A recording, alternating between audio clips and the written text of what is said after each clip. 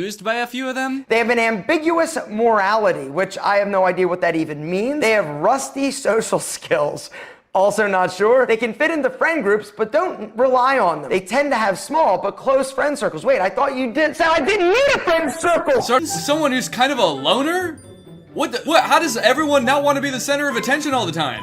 That doesn't make any sense. Apparently, Sigma males don't really care about their appearance. They don't care about brand names. They don't care about what they wear. And this is something that I have an issue with. It doesn't matter how amazing you are. If you're not taking pride in your appearance, it doesn't matter how badass Sigma you are not going to have the opportunities that you need in order to be all the things that a Sigma is supposed to be. It's really weird here. It's like it doesn't compute that someone could be like a successful, driven person without being like super interested in brand names and like hyper focused on their appearance. It's almost like he wants you to think that you can only be fulfilled in life if you follow his own fashion advice. Wear blue. There's nothing, absolutely nothing wrong with wanting to look good and look sexy, right? You gotta take care of your grooming, because if you're whack and you stink, people aren't gonna wanna hang out with you. No wonder you're a lone wolf. It kind of feels like the existence of this new term Sigma males is just like crumbling his worldview in front of our eyes. Like I said, I don't really see the point in likening yourself to a wolf or a tiger or whatever you want to call it. But I also don't think that you can deny that there are like people who like to be more alone that are successful, or people that don't care about their appearance as much that are successful. I don't know, it just kind of feels like he's trying to sell you his lifestyle, and he built his whole channel around the phrase alpha male because he thought that this was like the only cool type of man, and he's now finding out that there's like a different cool type of man, and he just can't handle it. Gentlemen, people form opinions about you in the first 3 seconds upon meeting you. And if you want to have the most opportunities you possibly can, you've got to pay attention to your style. Your clothes need to be good. Your accessories need to be straight. Gentlemen, if you want to check out the baddest ass, most affordable, amazing sunglasses out there on the market. Okay, yep, well, I don't think it can get any more obvious than that. That whole video was like, I don't really know if Sigmas exist. I kind of think that alphas are the only cool type of male, and I'm an alpha male, and if you want to be an alpha male, you've got to buy my sunglasses. Need to be straight. So yeah, there you go. That's kind of the eternal battle between the Sigma and the alpha male. Let me know in the comments if you're alpha, Sigma, Ligma. And with that being said, it's now time to talk about the sponsor of today's video, which is actually not that guy's sunglass company. It's Current. This video has been sponsored by Current. Thank you to Current for sponsoring this video. Current is a great sponsor for this channel because not only do they support my channel when they sponsor me, but they also support you guys by giving you money. Current is banking entirely on your phone. They're not like older traditional financial institutions that are always trying to hide information. They've got hidden fees and confusing contracts. Current is straightforward and as modern as they could be. They're upfront with all of their fees. It's simple, it's easy to use. You can do everything from right within their sleek and modern looking app. When you sign up for Current, you get a debit card just like this one. This is my Current debit card. And with Current, it's easy to like send money to friends, request money from friends, get paid, set up direct deposit, all of that. And like I said, they want to give back to you guys. So the first 100 people to sign up for Current using my code Danny100 will get $100. That's 100 people getting $100. All you have to do is go to current.com/Danny100 and use my code Danny100 to sign up for Current. Love it when Current sponsors my videos because it means that you guys get free money. So thank you to Current for sponsoring this video. Thank you to you guys for checking out Current. Go ahead and sign up. Get your coin, get your free money while it lasts. Bye. Hey Greg, I hope you're all having a great day. Welcome back to my channel. This of course is another episode of Pumpkin Time. So it's getting pretty close to Halloween. I've released my Halloween song for the year, Spooky Ho. I've been watching a lot of fun Halloween movies, and I've also been getting a lot of suggestions from people asking if I would review certain Halloween movies. Movies like Hocus Pocus, Halloween Town, all movies that I've seen before, but one movie that I've been getting recommended a lot is one that I have never heard of before, and it's called Spookily the Square Pumpkin. A bunch of people have sent me this movie on Twitter and Instagram, and I had never heard of it before. So I watched the movie, and I don't know if I'd even say that it's like a bad movie. It's fine, it's just really weird. It's very unnecessarily brutal at times, and I also can't really make heads or tails of the moral of this movie. It has a really weird moral. The way that the characters treat each other in this movie is very bizarre, and then the way it ends just comes out of left field and really left me wondering what the moral of this movie is supposed to be. So anyway, let's take a look. Let's sit back, relax, and enjoy Spookily the Square Pumpkin. Our story begins as most stories do, with something worth telling, with something that's new. This story takes place on Holiday Hill Farm, where every day is a holiday. Come on along. Come on, Alon? Come on, Alon. Was he trying to rhyme? The first two lines rhymed, and then he said farm, and I assume he was trying to rhyme something with farm. And so instead of saying come on or come along, he said come on, Alon, which doesn't rhyme or make sense. So I don't know why he said that. There's some shit that happens at the beginning of the movie that's not really important to the movie, doesn't really have anything to do with the plot, doesn't drive any of the plot at all. There's these two bats, and one of them is trying to eat a ladybug. He's starving. He's trying to eat some breakfast. I hate fast food. So, let's make this as quick and painless as possible. For me. So he's cornered this ladybug. He's about to eat the ladybug. The ladybug's like, fuck. But then his friend, or I don't know if it's his girlfriend or his wife, or maybe it's his sister. They never established what relationship these two people have, or two bats have. But she's like, hold on. Don't eat that ladybug, mister. You're giving bats a bad name. Have some granola instead. How many times do I have to tell you? It's this kind of behavior that gives bats a bad name. But Bella, I'm hungry. Have some granola. Low fat, high protein, and no squirming. So she's like trying to get this other bat to be a vegan bat, just only eat granola, I guess, instead of eating bugs, which is what bats are supposed to do. But like I said, this has literally nothing to do with the plot, because once the ladybug leaves, then like the plot actually starts. They lift up a leaf, they see something crazy, and so they fly over to the scarecrow, who I think is like in charge of the pumpkin patch. Oh, Timmy, wait till you see what we found. It's amazing. Boris, Bella, what is it? Well, it's kind of a, Don't worry, you'll see. Follow me. So he starts walking over, and as he's walking, he trips over these two pumpkins, who I think are like conjoined twins. But instead of like tripping and falling, or like starting to trip and stopping, he just keeps walking.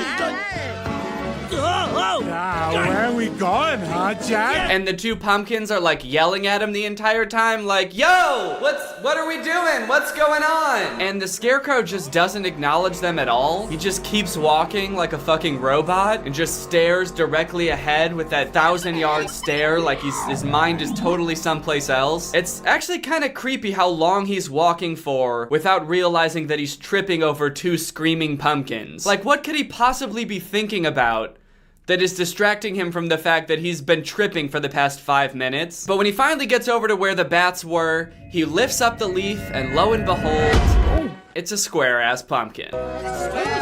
square whoever impossible. Why, hello there, little fella. And his name is Spookly. What's your name? Spookly?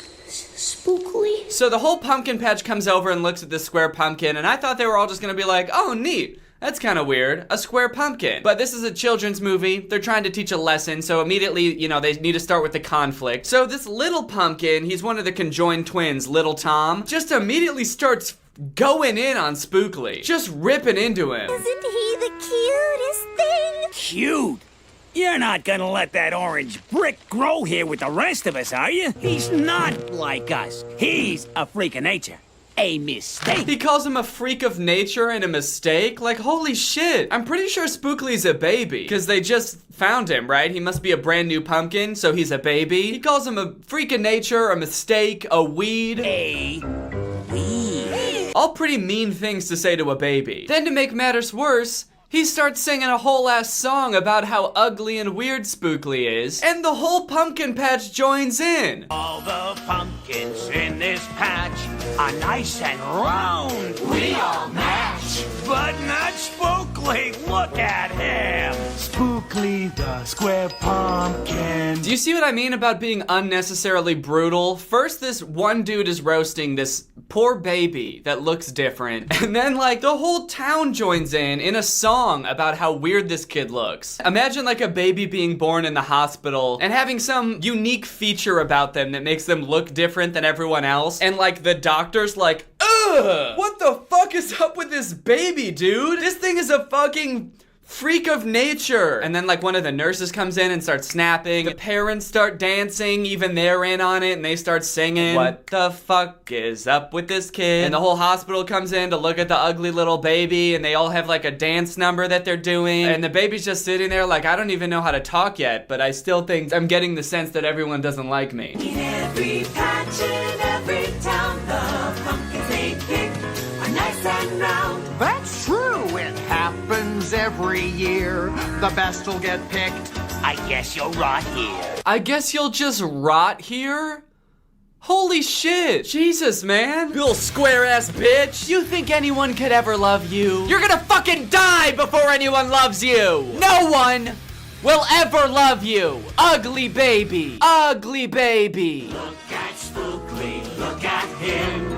He's so odd, he won't fit in. I can't believe the whole town joined in to sing this song. It seemed like maybe someone was gonna give poor Spookly a chance, but no. They're all racist against square pumpkins. It's hard to fit in when you found you're a square and the world is round. Loser! Look, look, look, look. He's so rectangular. Look, look, look, look. He's so triangular. He's so triangular?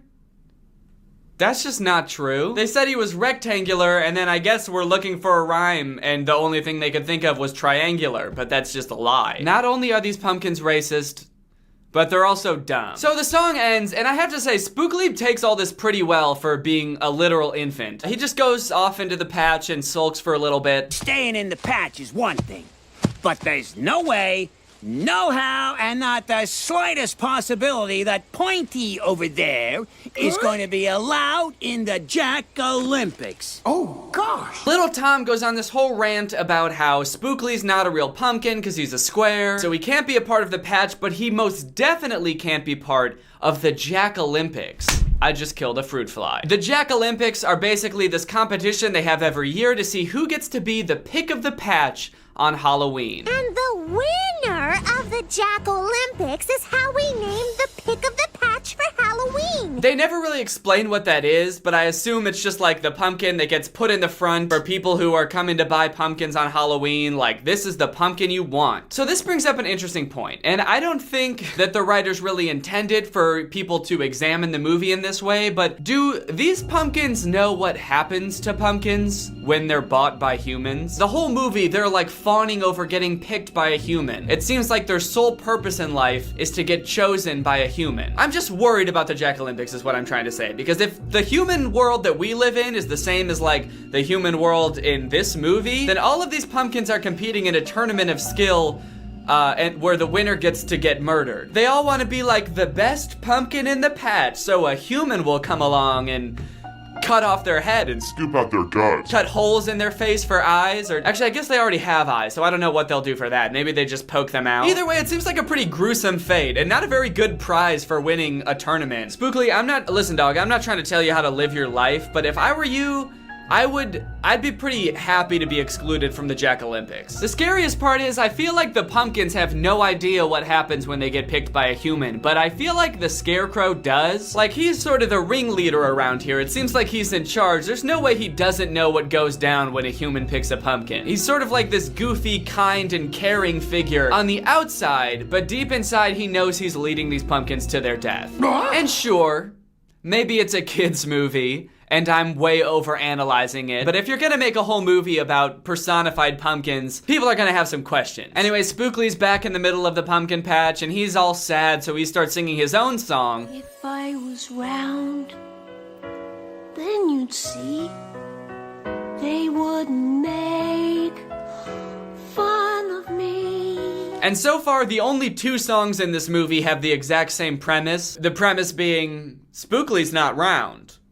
And that's no good. If I was round, I would be more like them and less like me. And maybe I would fit right in if I was round, if I was more like them. He's also singing around all of these faceless pumpkins,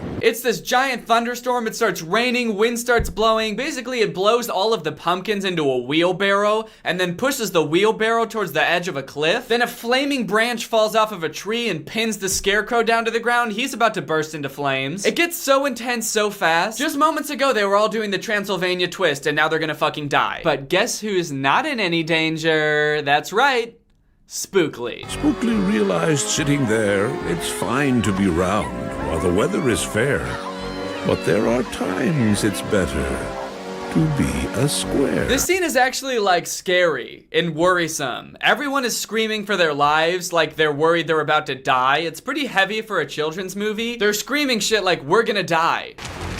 We're gonna die! But Spookly, being the square little beast he is, manages to climb up the water tower and block some of the water so that it flows over him and onto the scarecrow and put out the fire. Not sure why the rain didn't do that. It's raining pretty hard. And then he saves the pumpkins. He blocks the wheelbarrow from going over the edge of the cliff.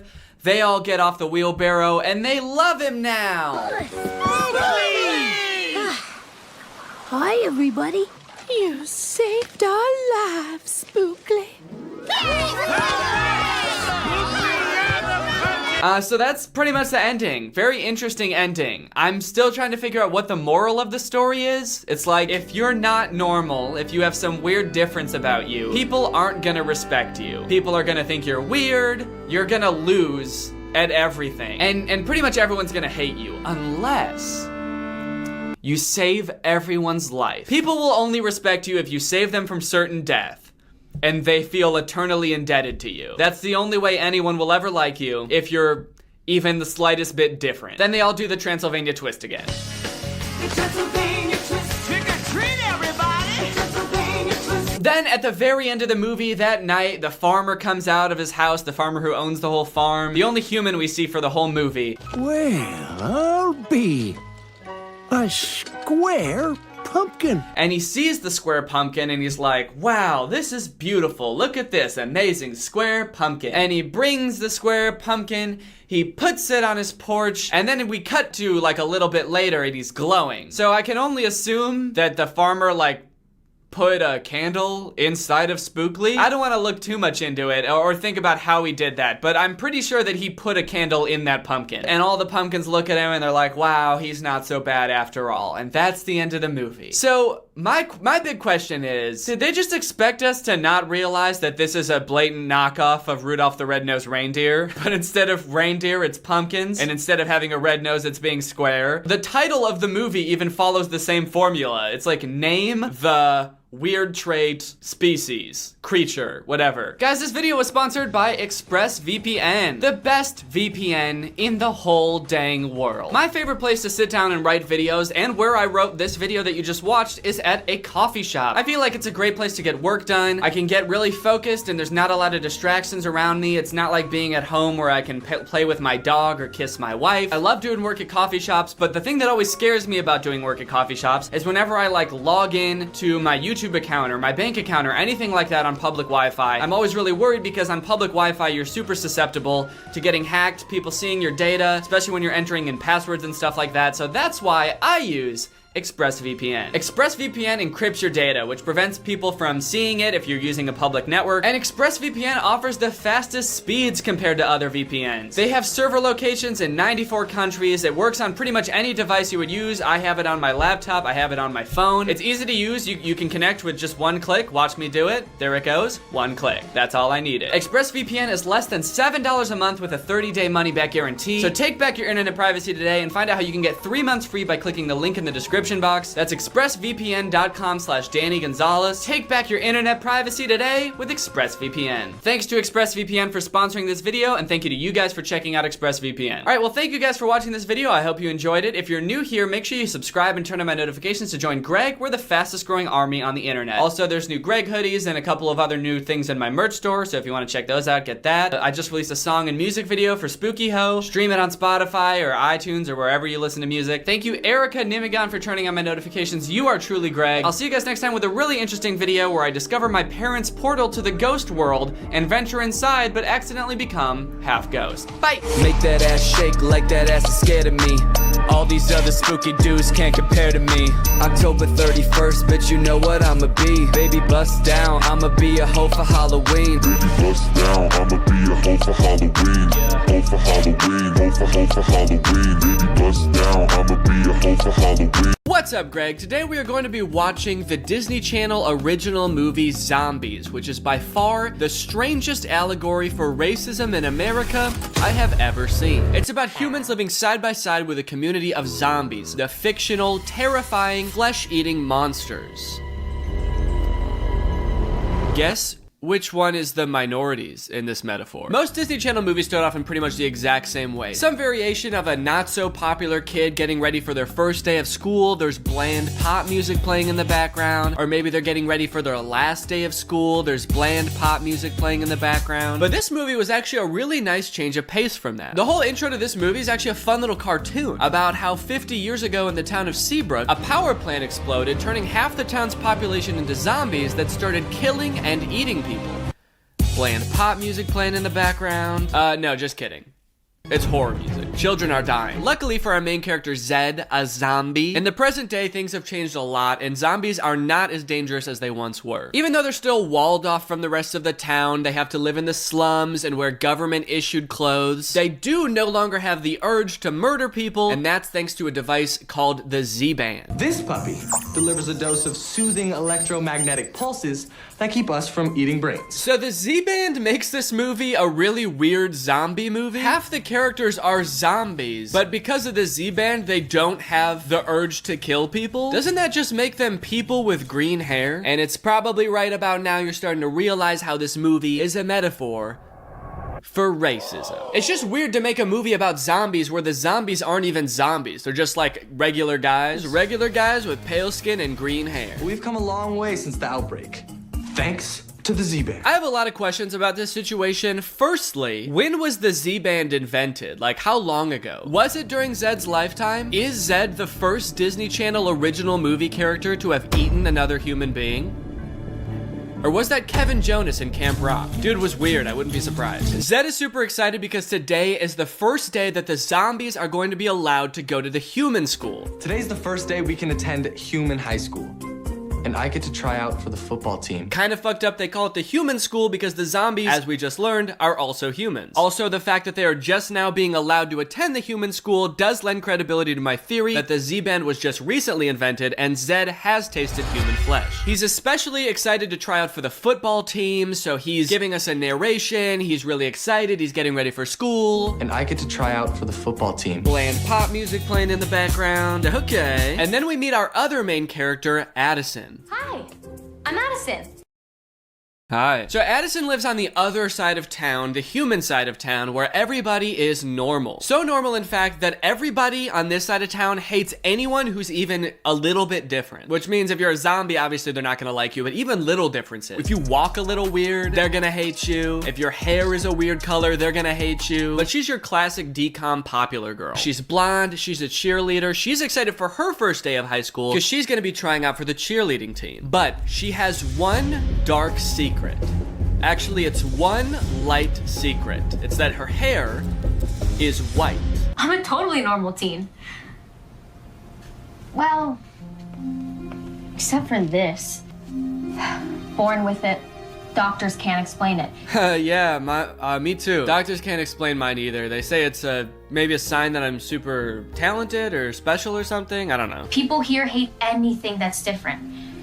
If anyone outside my family found out I wore a wig, I would never be allowed to cheer. These people need to get their priorities straight, man. There's monsters that live in your town. How do you have the time to hate on a 14-year-old with light hair? Aren't you worried about your babies getting eaten? That's my little sister Zoe. She really wants a dog, but zombies aren't allowed to have pets. Some people still think we'll eat them. I think that's a little justified, I think. I don't know. Don't you guys eat people? So now it's almost time for Zed and Addison's first day of school, but not before. This movie surprises you with the fact that it's a musical.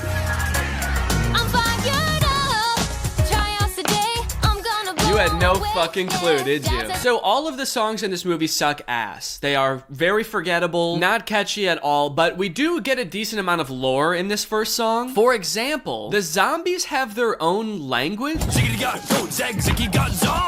He just dropped that in Zombie. Didn't the power plant accident happen 50 years ago? When did they have time to come up with a whole language? Also, there are radical zombies like Zed's friend Eliza. Let me introduce you to my friend Eliza. We'll never be accepted. Zombies need to rise up. Fight the good fight. Stand for what's right. I like this radical zombie. She's spitting facts. They do deserve to be treated better. After all, they are just people with green hair. I am kind of curious as to what she means when she says rise up. Zombies need to rise up. Fight the good fight. Stand for what's right. Fight the good fight, eat the humans, and all their dogs and cats, and their kids. This song ends with what might be the most tasteless scene in any DCOM, as Disney harkens back to historic imagery of schools in the South desegregating for the first time. You know what I'm talking about. We've all seen the pictures in the history books where there's the oppressed group and the oppressive group on either side of a fence, and they're all singing and dancing about how this is gonna be their year.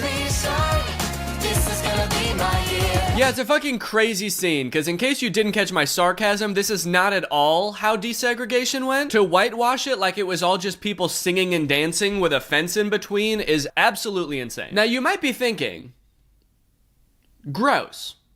Valid. But you might also be thinking, hey, everyone here is dancing and smiling about how great this year is gonna be. It seems like all the humans are pretty stoked to have the zombies entering their school, right? Wrong. All the humans hate the zombies. Even the cheerleaders. They're just going to school like us.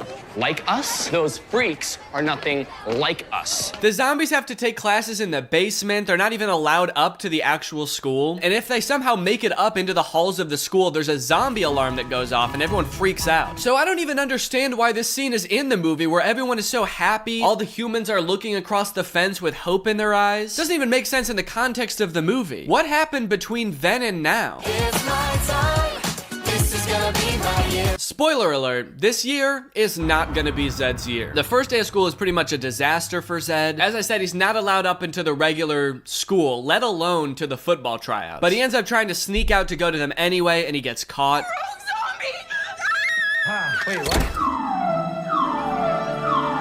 He ends up hiding in the very poorly designed zombie safe room. It's a room where you're supposed to be safe from zombies, but Zed was like, oh, zombie safe room. I'll be safe in here, hell yeah. And this is where he meets Addison for the first time. Hello? Hello? So since Addison can't see Zed right now, she obviously doesn't know that he's a zombie. I will say it's still kind of a terrifying situation. Oh fuck, I was worried there was gonna be a zombie in here. Good thing it's just a faceless shadow figure. Now I don't have to be scared anymore. My dad doesn't even think I'm gonna make the team. What? No, sure you will. You just need someone to cheer for you. And soon, fingers crossed, he'll be like, my job. Okay, now she's kind of flirting with the faceless shadow figure. She's like, as long as you're not a zombie, I'm cool with you. This is literally a scene out of like a horror movie. I don't know why she's so comfortable being in a room with this guy she's never met before, completely engulfed in shadows. If you were to change out the music in the scene to horror music, it would make a lot more sense. I'm Zed. What's your name? Addison, nice to meet you. All clear. And just like that, a Romeo and Juliet-esque love story starts to unfold, which always begs the question, is this gonna end like Romeo and Juliet? Because if not, stop doing Romeo and Juliet ripoffs, all right? If you're not gonna go all the way and make them kill themselves or each other at the end, no more Romeo and Juliet. I want Zed to eat her at the end of this movie. Otherwise, it's no good. Not a good love story. I want him to eat her Kevin Jonas style. I assume that guy was weird in that movie. We can all agree. My parents have always hated zombies since one bit my grandpa's ear off. But now we'll just talk your ear off. Okay. Hold on, I get it. I know where this movie's going. They reference the fact that her grandpa was bit but not killed by a zombie. And we all know what happens when you get bit by a zombie. You turn into a zombie. But maybe the grandpa was bit so little that he just turned part zombie. And so Addison is actually a tiny percent zombie. And that's why her hair is white, and that's why doctors can't explain it, and that's why nobody can explain it, and that's also why my hair is turning white. Nothing gets by me, man. I figured out the twist of this movie before we're even freaking 10 minutes in. Addison is immediately found by her cousin Bucky, who's the captain of the cheerleading team. He's basically like the driving force of this like whole anything different is bad in this movie. So he finds Addison in here. He's pissed because Addison was talking to a zombie, and they escort her out of there ASAP because they have some hazing to do. Egg that zombie house, and you're both officially one of us. What? No, we can't do that. You look lost. Are zombies always this harassed? I had no idea life was like this for them. You punched him in the face. What are you talking about? Are they always this harassed? The only time you've ever come face to face with one, you got violent so fast. Also, we watched you see the fence. We all saw you stare through the fence that was keeping them away from the other students. You did the narration about the zombie apocalypse and the giant wall they put up at the beginning of the movie. But we built a big barrier. You fucking liar, you knew. The next day at school, there's a pep rally that the zombies are actually invited to. This pisses Bucky, the cheer captain, off big time. Bucky, again, is a major zombie phobe, so when the zombies are allowed at the pep rally, Bucky comes up with a way to embarrass them all. Stacy, Lacey, Tracy, bust out the spirit sticks. Bust out the spirit sticks? That's disgusting, dude. There's kids here. So apparently, even though the Z-Band works wonders on curbing the zombies' urge to eat human flesh, the one thing it doesn't fix is how terrified zombies are of fire. Is that really common zombie lore? I didn't know it was like a thing that all zombies in movies are scared of fire, but I guess they're really playing with that trope. That's that classic stereotype about zombies. So when the pep rally gets going, Bucky busts out the spirit sticks, which are basically just sparklers, and boy, does it scare the zombies. Let everyone see them for who they really are. Let everyone see them for who they really are? Dude, they eat people. What a crazy plan. You don't want to see who they really are, man. He gets mauled by the zombies and they start like ripping him to shreds and eating his body. Told you so. Looks like I'm right again. The fire sends Zed's friend into a fit of fucking rage, dude. He pushes over Zed, knocks him to the ground. Apparently that push makes Zed's Z-Band start to malfunction, and Zed starts turning into an actual zombie. He starts going freak mode at the pep rally. Holy shit!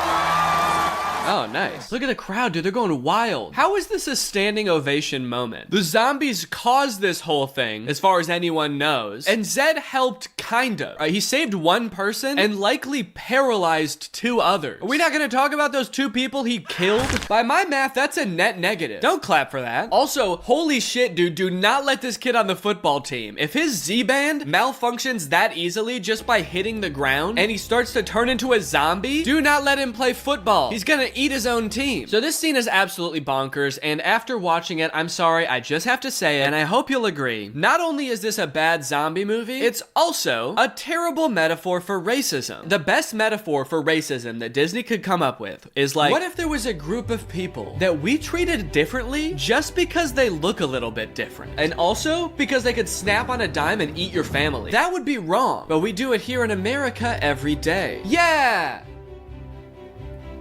Wait, so this coach sees Zed's insane display of athleticism and asks him to join the football team. With a monster-like monster player like you, we could turn the football team around. Okay, Zed, remember, at the slightest impact, your Z-Band could malfunction and you could kill people. Do not join the football team. Do not join the football team. Do not join the football team. Who's the zombie? I'm the zombie, and this zombie's playing some ball. No! So Zed joins the football team under the condition that as long as he keeps winning, the zombies can be integrated into the school more and more. Once you start racking in those wins, then we'll talk about those other demands, all right? Meaning that not only is Zed on the football team, he now gets to sit in the cafeteria. In good faith, I will allow zombies to eat in the cafeteria. In the next scene, Addison tries to go up to Zed to talk to him, flirt a little bit more, but she ends up getting dragged away by the other cheerleaders who lecture her about how it's not okay to be different. I'm not different. Your smile. Is that an overbite? Is one leg longer than the other? Do you wear corrective lenses? Do you have the tallest hair anyone's ever seen? That would be embarrassing. We'd hate to find out you have an absurdly different hairstyle. We would hate to find out that sometimes when you get a good idea, you say, think, brain blast. Oh boy, the school would have a field day with that one. So Addison's not really allowed to hang out with Zed in public, which leads them to hang out in the zombie safe room where they first met, where they proceed to sing yet another forgettable, very bland song. We're gonna be someday.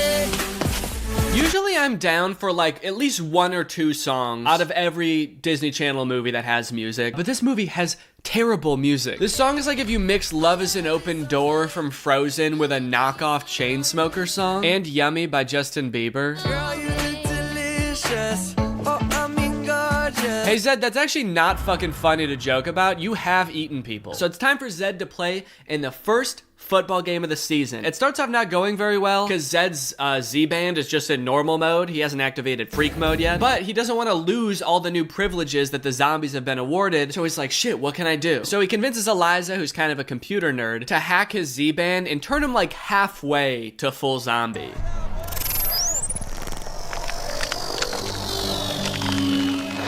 And now he's ready to rock, baby.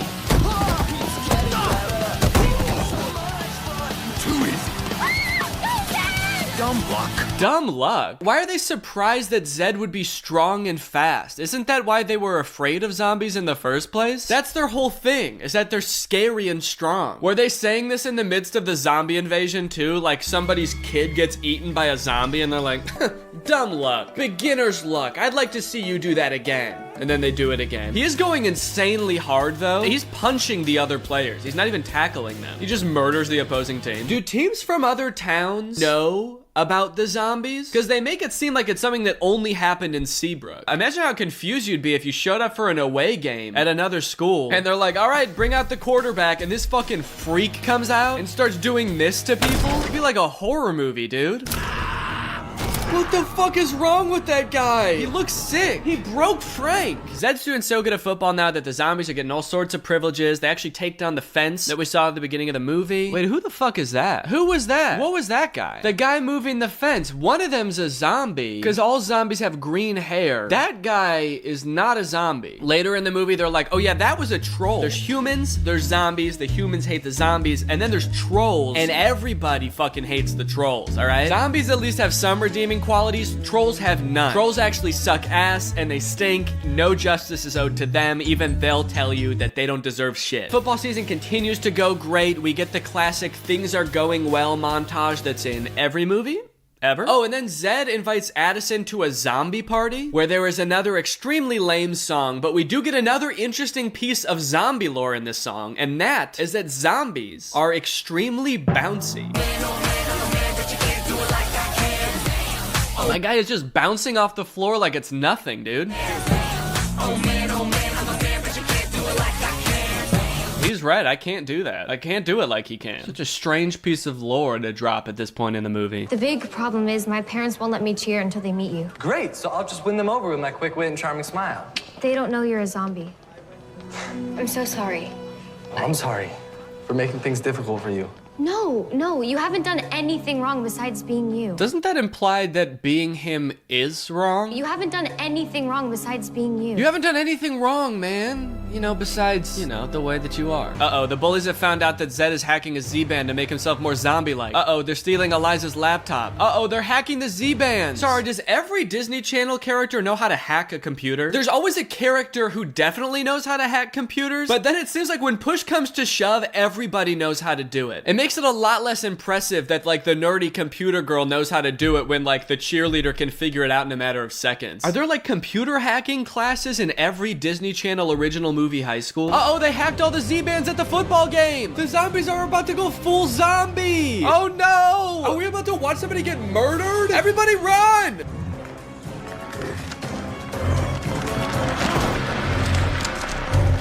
Oh no, here he comes. Kind of thought he was going to be a little faster than that. Sorry, so this is what everyone was scared of the entire time? I thought they were going to be like 28 Days Later zombies that can sprint, or like I Am Legend type zombies. They are so slow. Just leave. How is this even remotely scary in a world where cars exist? Just run them over. So the zombies get wrangled up, arrested. This guy electrocutes them or something. I swear to God, dude, the only thing that could make this scene worse is another bland-ass song.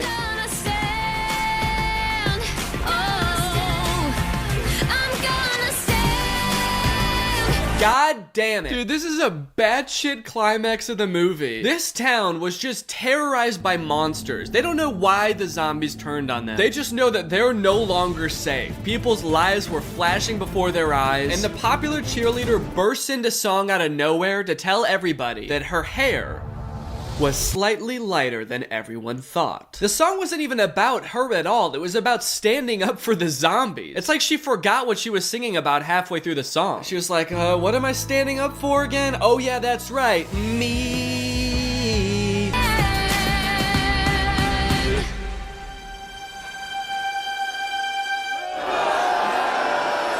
Yes, that is an appropriate reaction. Thank you. The ending of this movie kind of comes out of nowhere. The cheerleading squad is performing at some kind of state or national championship, and after the zombies get out of zombie jail, some of them decide to go to the championship to try to sabotage the cheer team. But it turns out they're so bad on their own, they don't even need to be sabotaged.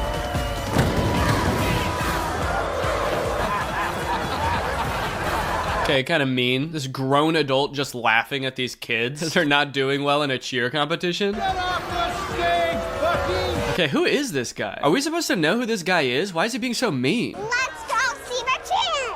Get off the stage, zombie! Who is that? Why is he so mad? We've never seen this character before. Why are we focusing on his reaction so much? Anyways, the zombies decide, you know what? Let's be the bigger person. Let's help out the cheer team. We're gonna win over the humans by helping them perform the coolest cheer performance ever. All right, here's the plan. We're gonna let our freak flags fly. Dude, gross.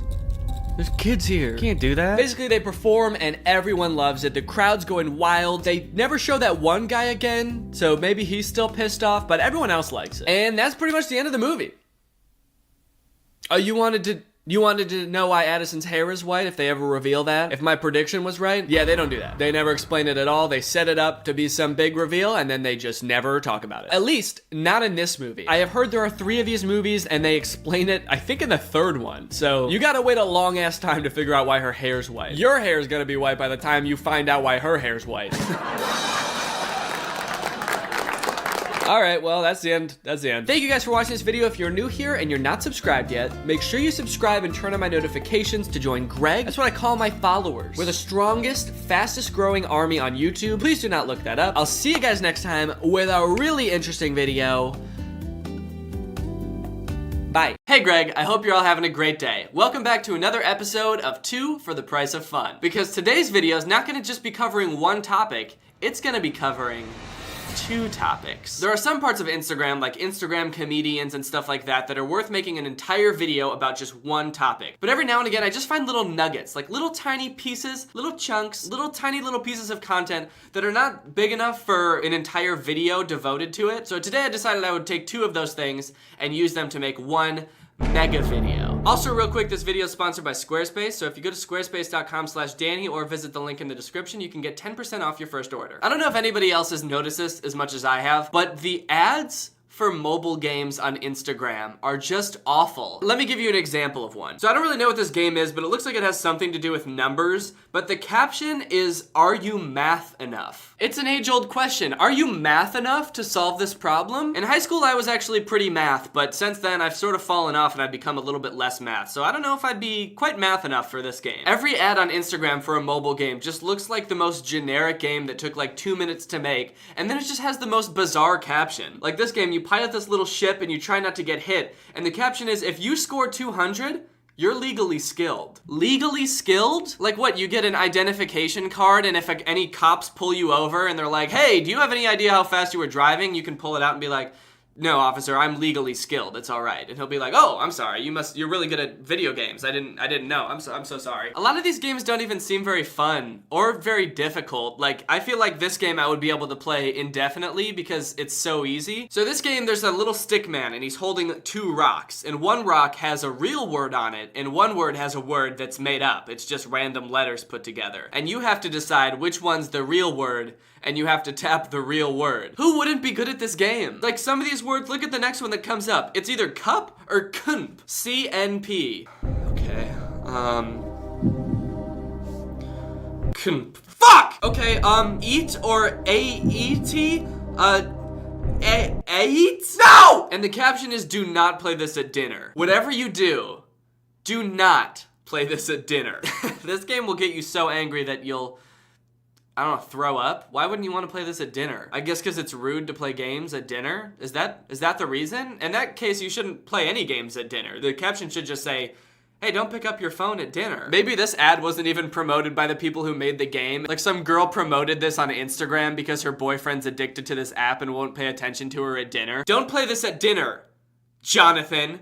I miss you. If that's the case, whatever girl promoted this, if you're watching this, just break up with him. If he doesn't know the difference between cup and CNP, He's a loser. You can do better. I think you can pull yourself a mans who knows how to spell cup. This one's the same game as before, but it says if you score 200, you're legally allowed to leave. Maybe I wasn't supposed to see this ad and this is meant to be targeted towards like, I don't know, inmates in the US prison system or something, and on the off chance they see this, they'll download the game hoping they can get out early. Or maybe it's the same thing as the legally skilled card. Like you have a legal get out of jail free card or something. Like if you're at a restaurant and the waiter hands you the bill, you can just be like, actually, I'm legally allowed to leave, so bye. Here's another app. It's a different game, but the caption is the same. If you bounce 10 times, you're legally skilled. Why does every mobile game on Instagram have the same marketing strategy? And why is the marketing strategy the dumbest strategy I've ever seen? It's like, I don't know, can we confuse them into downloading the app? Like they're just trying to make people think, what the fuck does legally skilled mean? I gotta download this app to find out. Did one app just start doing these and they all just followed suit because they thought, oh, it must be working for this person. We should all make really bad, weird captions for our games. This one is my favorite by far though. It's some game where you collect plants or something,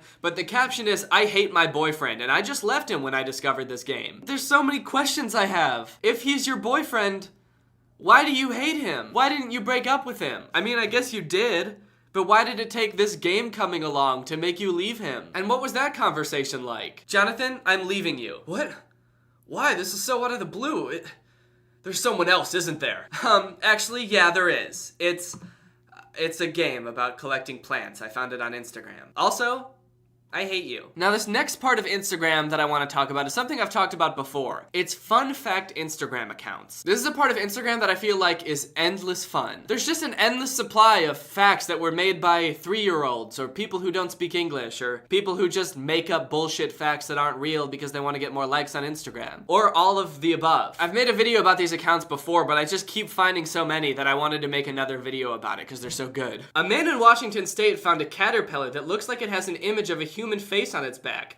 The internet is pretty sure it's Edgar Allan Poe. Okay, the internet is pretty sure that it is Edgar Allan Poe. Not the internet thinks the picture looks like Edgar Allan Poe. The internet is pretty sure that is Edgar Allan Poe's face on that caterpillar, or that this caterpillar is Edgar Allan Poe. In animals, only cats can see a ghost. If your cat is staring in the air, they're usually staring at a ghost.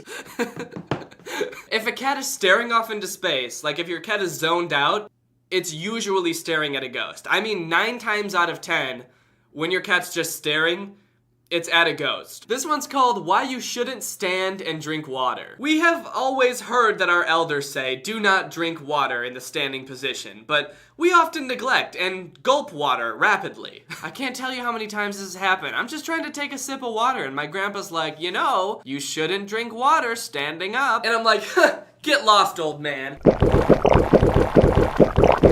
I gulped that water down so rapidly. But according to Ayurveda, when you stand and drink water, your nerves are in a state of tension. This creates problem, like arthritis and joint damage comes into play. This could also give rise to severe heart problems. Even now, medical science had to agree to this. Please do avoid drinking water in the standing position. It might take a few extra minutes, but it's best to sit down peacefully and then drink water. It might take a few extra minutes? How long does it take you to sit?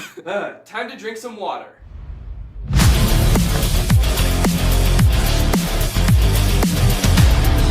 This'll be worth it in the long run.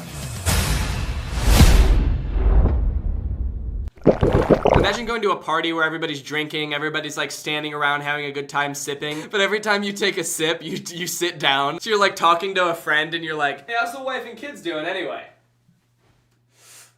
Yeah, that's great to hear. Okay, this one's kind of sweet. Father, that bank account to which you never deposit a penny, but can withdraw a whole lot amount you want anytime and anywhere. Aw, that's kind of sweet. Mother, someone who sees the best in you, even when you put her in trouble. Even when you put your mother in trouble? When do you put your mother in trouble? Yeah, I remember all those times growing up as a kid when I would get caught copying my homework from someone else and I would tell the teachers that my mom made me do it. Or just the other day when the police came into my house because they were looking for a missing child and I told them that it was locked in my mother's basement. Your mother will love you no matter how much trouble you get her in. Hell, I might fuck around and accuse my mother of treason, I don't know. Brother, a person who is there when you need him, someone who picks you up when you lose your friend forever. And sister, a shadow of your mother who knows your every inch.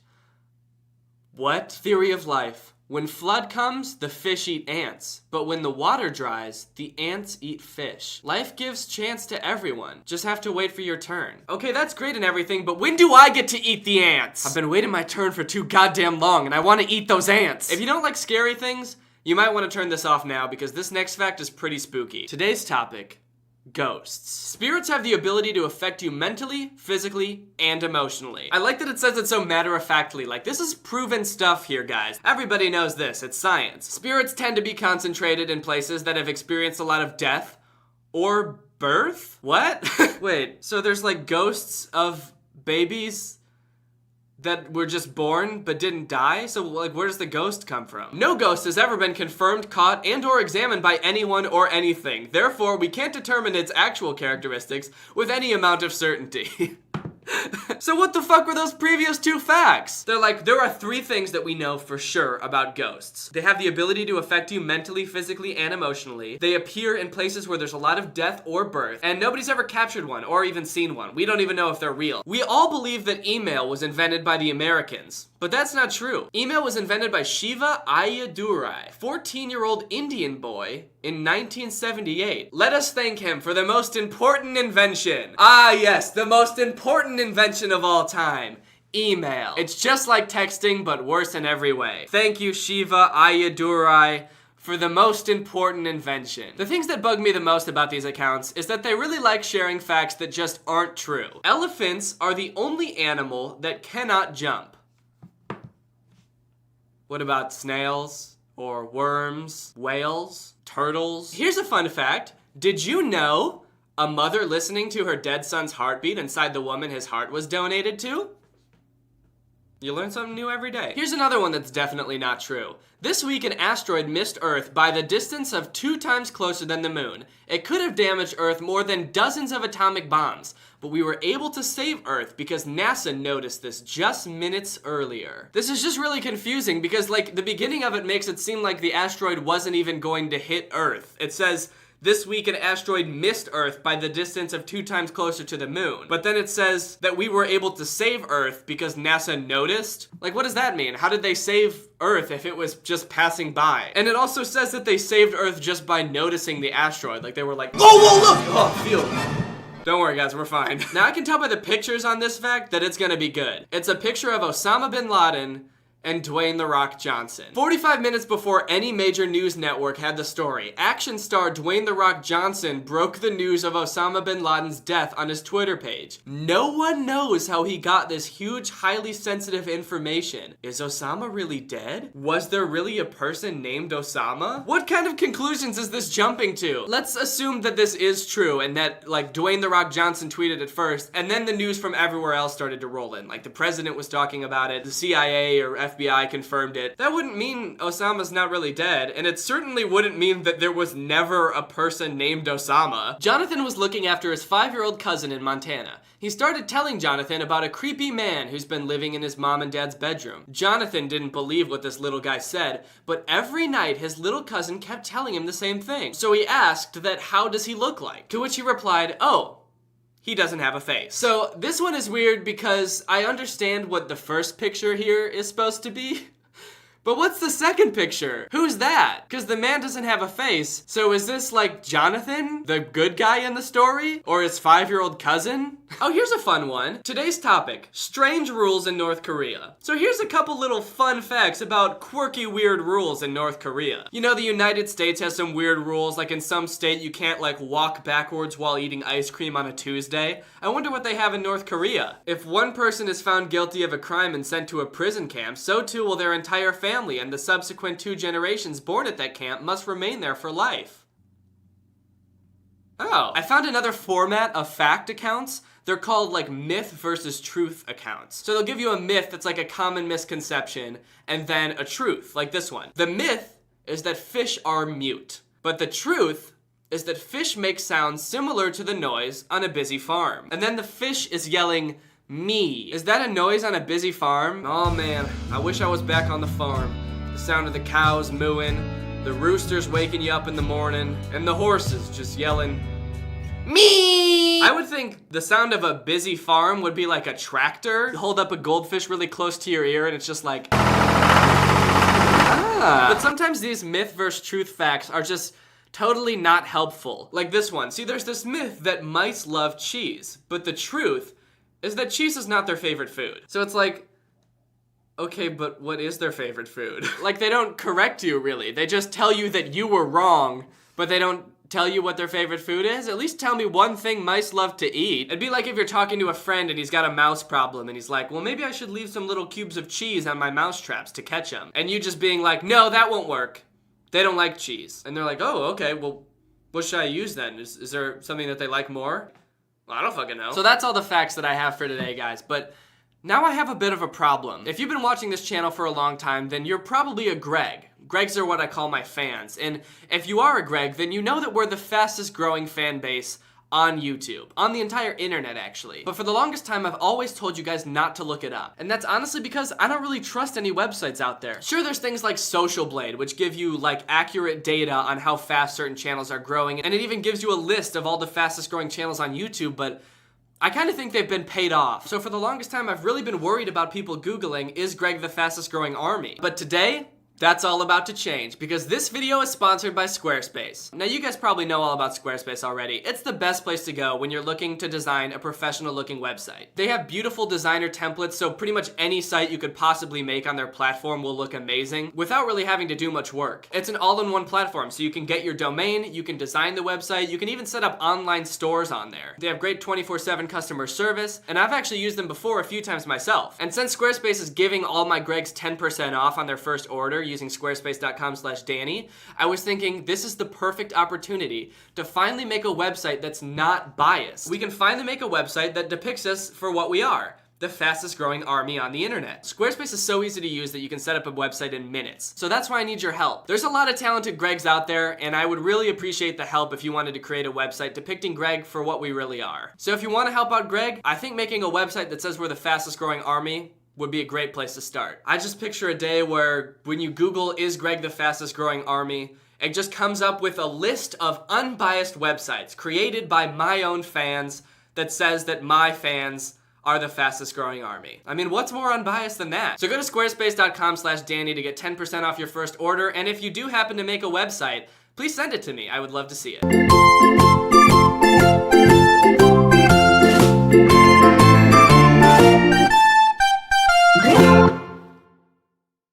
Guys, we all know companies love their mascots. You got the Trix Bunny, you got Flo from Progressive, you got the Cat in a Hat, who's the mascot for books, I think. He's the mascot for every book. He's on every kid's book. I don't know if you knew that. But sometimes a company tries out a mascot that just doesn't work out because it's just too off-putting and it makes people actively want to avoid that brand. And that is what we are looking at today. Starting with the Tooheys tongue. And I guess Tooheys is a beer, I think?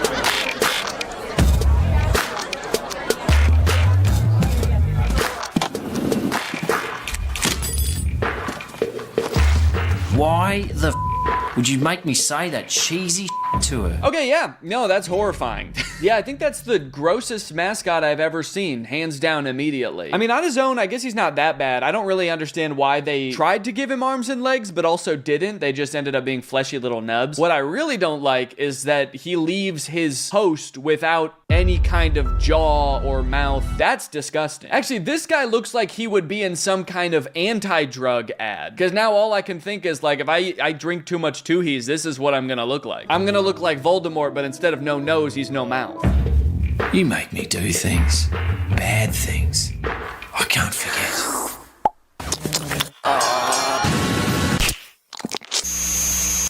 Mike, I need something back. I taste that sticky syrup on my lips. Thank you. So the premise of the commercial is your mouth has been through so many bad experiences living on your face, you might as well repay it with a beer. Except, I hate that disgusting little thing that hopped off of his face. I don't want anything to do with it. I especially don't want to repay it. I want to throw that thing out the window. This commercial didn't make me want to buy a beer. It made me want to kill that thing. When was this ad from? The video was posted in 2013, so it's about 12 years ago. And the video has two comments. One is, "This is awesome," and the other is, is what the fuck. So people are very polarized by the mouth. This might work as a cartoon. The fact that they went so realistic with it is, I think, what made it so gross. But I'll give him this. Watching this commercial makes me feel like I already drank too many Tooheys because I'm about to throw up. Okay, this next mascot is the Smith's Chips Gobbledoc ad. This is some kind of creature named Gobbledoc. This is a gobbledoc. He comes from Doc, the potato planet, and lives solely on fresh potato crisps. Crisps with real potato taste. Be warned, gobbledocs love Smiths, especially the new packs with a special seal of freshness that keeps Smiths even fresher and tastier. So he comes from a planet made out of potato. It is just one giant potato. And he comes to Earth to eat potato chips. I just feel like they should have those there. That'd be like if Jeff Bezos was like, the mission of Blue Origin is to go to other planets where they have dirt. We need dirt, and the only place we can get it is Pluto. And don't get me wrong, I am glad that he's at least not as disgusting to look at as the tongue thing. He has kind of a gooby quality about him, actually. From now on, best lock up your Smiths. In case of gobbledocs. Oh, so you better lock up your Smith's chips so that Gobbledoc can't get them. If by buying Smith's chips, I am risking a Gobbledoc breaking into my house, I'm never buying those chips, I gotta be honest. He can have them all. I don't even think I've ever had Smith's chips, but they can't be worth that thing showing up to my house. And what's he gonna do if I get in the way of him trying to get his chips? Is he gonna kill me? Best not to get in the way of a Gobbledoc who wants his yummy Smith chips, because he's been known to peel the skin off of his enemies and eat them too. And it's like, Jesus Christ, man. He can keep the chips. Guys, real quick, I want to take a break from the video to talk about today's sponsor, SeatGeek. Guys, I love going to concerts this year. I've already been to 2 big concerts. I went to Post Malone and The Weeknd, both in May. Fantastic shows. And when you're going to a big show like that, it's really important that you find the best deal possible. Because tickets, you know, they can get up there. And there's people out there that want to swindle you and make you pay more than you need to for tickets. Which is why I want to give a huge shout out to SeatGeek and thank them for sponsoring this video. With more than 28 million downloads, SeatGeek is the #1 rated ticketing app. There's over 70,000 events listed on SeatGeek. You got concerts, sporting events, festivals, and more. Right now, you can get tickets to Kendrick Lamar, Dua Lipa, Hozier. So, you know, take me to church? How about take me to the freaking concert, alright? How about take me to the freaking concert for once, huh? You got concerts, you got something called the Windy City Smokeout. I don't know what that is, it sounds cool. Oh shoot, Tyler the Creator's also coming to Chicago in June. And all these little dots show you what's a good deal and what's not. So all the green dots are good deals and the orange and red dots are not, okay? Don't ever sit over here. So there's so many things to see and, oh, still zoomed in. I'm just gonna leave it like this for the rest of the ad. Every ticket on SeatGeek is backed by their buyer guarantees. And you know what, guys? I got a coupon code for you. You can use my code Danny10 for 10% off your next set of tickets on SeatGeek. That's 10% off tickets with my promo code Danny10. Do you like how zoomed in this is? I feel like it's kind of cool. Make sure you use the link in the description to download the app and automatically have my promo code Danny10 added to your account. Thanks to SeatGeek for sponsoring this video, and thank you to you guys for checking out SeatGeek. Oh, there's a Wikipedia article for Gobbledoc. The Gobbledoc is a fictitious, thank God, television character used to promote the Smith Snack Food Company brand potato chips in Australia. The light brown alien from Doc the Potato Planet, the Gobbledoc was known for its multicolored mohawk hairstyle. And here's the only clear image they could find of a Gobbledoc for the commercial. He's just thinking, that looks like a tasty bag of potato chips that guy's enjoying. It'd be a shame if someone came along and turned all of his bones to dust with his bare fists just to get a bite of those potato chips. I don't get why a lot of food companies make their mascot some kind of insane animal that is crazed to get the food. Like, isn't the Cookie Crisp wolf? He was like a wolf that went crazy when he saw Cookie Crisps, right? Like, that doesn't make me want to eat Cookie Crisp. That feels like a threat, actually. That feels like the makers of Cookie Crisps being like, don't buy any of our fucking Cookie Crisps or we're gonna kill you with it. We're gonna come and kill you. We made it because we want it. We don't know how it keeps ending up in grocery stores. All right, Nike's short-lived superhero mascot Swoosh Man from 1997. Is that real? I was about 3 when Swoosh Man came out. I think I would have thought he was sick, honestly. I would like an image of his shoes to make sure he is actually wearing Nike shoes, because right now, I mean, he's not actually wearing any Nike apparel. He's just the Swoosh Man. Batman. Like, he should at least be wearing a Nike t-shirt or something. So I feel like I've never seen a single commercial with this guy in it. What happened to him? Nike superhero costume for live action public appearance for the Nike Sports Entertainment Division.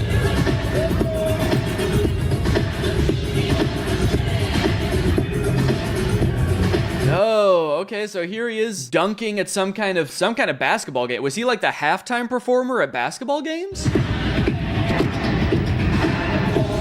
Yo!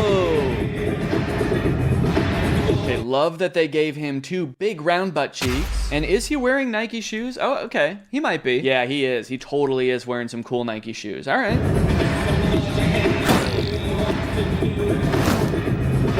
Swoosh Man, a Silver Surfer and Doctor Who Cyberman type character, was born, and the suit was designed by Jose Fernandez. When they say born, by the way, they do mean that literally. They had to create this embryo in a lab. The sperm cell actually looked like a tiny Nike swoosh. The brains behind the costume in the Batman Forever film. Wait, is that the one where Batman had nipples?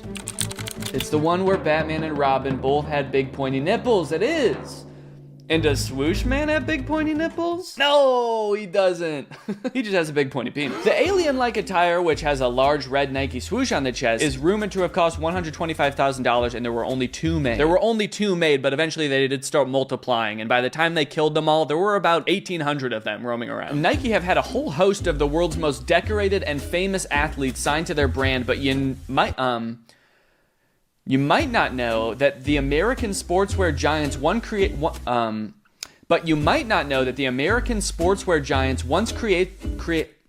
damn. Nike have had, Jesus Christ. I feel like at that rate, you should just keep me fucking up the line. All right, Nike have had a whole, you pretty much get, they had a superhero. I don't need to read that line. Now it's time for something much scarier. The Sugar Rice Crinkles commercial.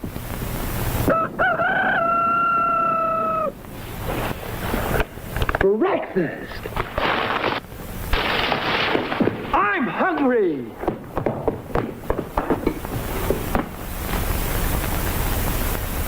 Take it from Crinkles. That's me.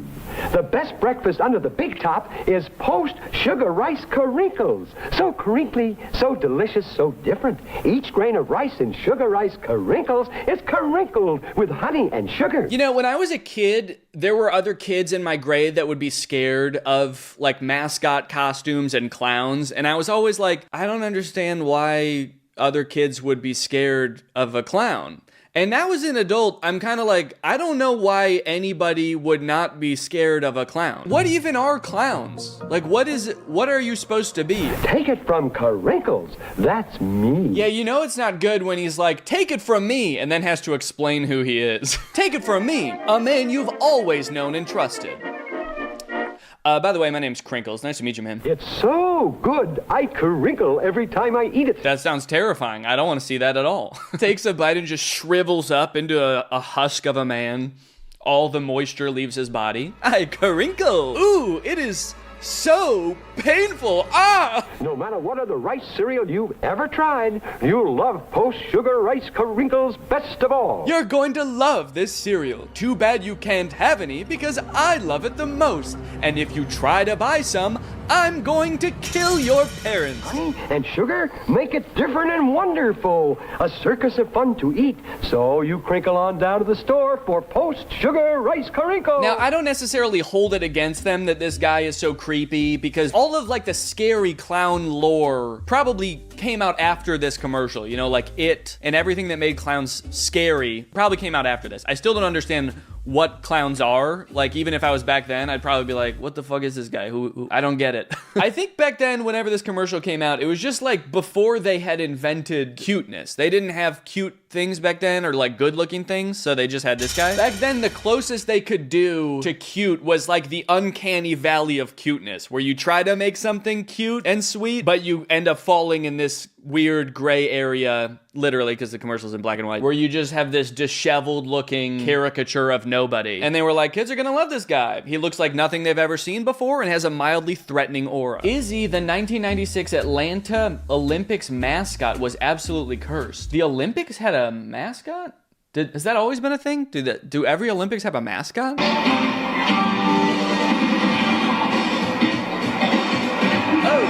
Oh, probably wondering who that is. What is it? Exactly right. What is it? I like that even the announcers are like, what is that? What is that on the screen? It didn't plan for that at all. Believe it or not, what is it? It looks like actually even the animators couldn't decide what it was. At first they were like, it's a little blue tadpole. And then they were like, no, it's a little blue tadpole with rings.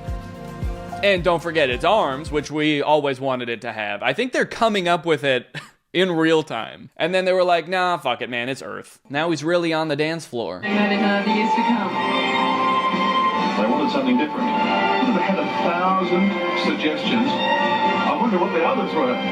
Are the announcers ripping him to shreds too? They were like, I bet they had 1,000 ideas and this is what they came up with. I wonder what the other ideas were. It cuts to the guy who designed this sitting in the audience in the stadium and he's just laughing hysterically. He's like, I can't believe they did. I just submitted that one as a joke. I had a plush of Izzy when I was a kid. He looked weird, but I liked him. My dad was the first person to animate Izzy. My family was living in a motel during this Olympics and I watched every second. Izzy was a good friend. Wow, lots of very personal experiences with Izzy. Izzy was short-lived, but he touched a lot of lives, that horrid thing. Just want you all to know about Crazy Crab. In 1984, the San Francisco Giants made an anti-mascot to parody the mascot craze in baseball. They encouraged fans to boo, ran an ad of the manager of the ball club attempting to beat the shit out of the mascot. What? Wait, I love this. This is hilarious. I like that. I feel like that would really bring together the crowd too, because, you know, you could have the, Giants fans and then let's say the Yankees are in town. There's tension between the two different fandoms. But if there's one thing they can all agree on, it's fuck the Crazy Crab. Every ball game, they have to get a new actor to play the Crazy Crab because he ends up getting killed by somebody. So an anti-mascot is when you make something ugly that is meant to be booed. It's crazy that all the other companies so far have unintentionally been making those. Trust me, they'll love it. All those fans in Giants land love that Crazy Crab. Ooh, love that Crazy Crab. When we asked Giants fans what kind of mascot they'd like, 63% said they didn't like mascots. Which once again proves that Giants fans are different. This commercial for the Giants is like, our fans are kind of assholes, actually. Come watch a Giants game, you assholes. Every ticket to a Giants game also gets you 1 stone you're allowed to hurl at the Crazy Crab. He was meant as an anti-mascot satirizing on the mascot craze that was going on at the time. Fans were encouraged to boo the mascot, played by actor Wayne Doba. This encouragement may have worked too well as Giants fans regularly threw various dangerous objects at Crazy Crab, including beer bottles and batteries. People couldn't keep their hands off of this guy. Just the sight of him alone made people go crazy. Doba sued the San Diego Padres after 2 of their players tackled him, causing injuries. Players? Tried to hurt him? They designed a character that has the supernatural ability to get under people's skin. Just a shameful being. The mascot only lasted 1 year, thank God, and the Giants would not have another mascot until Lucille in 1996, who was unfortunately shot on his first day. That's crazy. I actually think it's a hilarious idea, but in hindsight, yes, it was very dangerous to introduce a character onto the field and be like, everybody, let's kill this thing! All right, Twinkle the Kid, 1960s commercial. It's Twinkie the Kid! Wow! Howdy, partners! Come on to Hostess Twinkie Town for some golden sponge cake Twinkies. Watch out! They're stealing the Hostess Twinkie! Watch this. So he is a Twinkie, and he's stopping people from stealing other Twinkies. So he's essentially stopping his equivalent of like human trafficking from happening to his kind, which is noble. Here's your reward. Thanks! Oh, but then the kids get a reward of Twinkies, and they start eating the Twinkies, which has got to be horrifying to Twinkie the Kid, right? Creamy filling! Yep. Why do you want people to eat Twinkies, man? You are one. All right, kids, you know what time it is, right? It's time to kill and eat me. Creamy filling!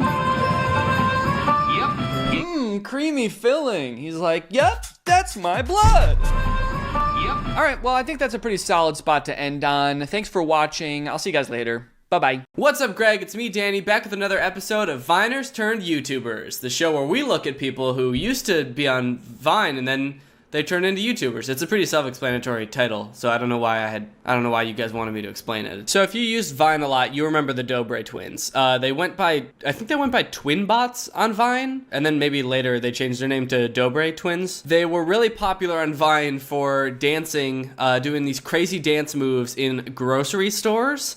It was a very strange genre of Vine. I think they made one dancing video in a grocery store, and it did well because people were like, huh, that's an interesting place to dance. And then they just kept doing it over and over and over. And then Vine died, and then they made a Musical.ly account and started doing it there over and over and over. And you know what? It got old after the very first time they did it. But they just kept doing it. And now it looks like they've got a YouTube channel. I just recently found it because they were on the trending page the other day with this video called Is It Real or Is It Chocolate? And it's on their account called Dobre Brothers, and to my surprise, I clicked on it and they have other brothers.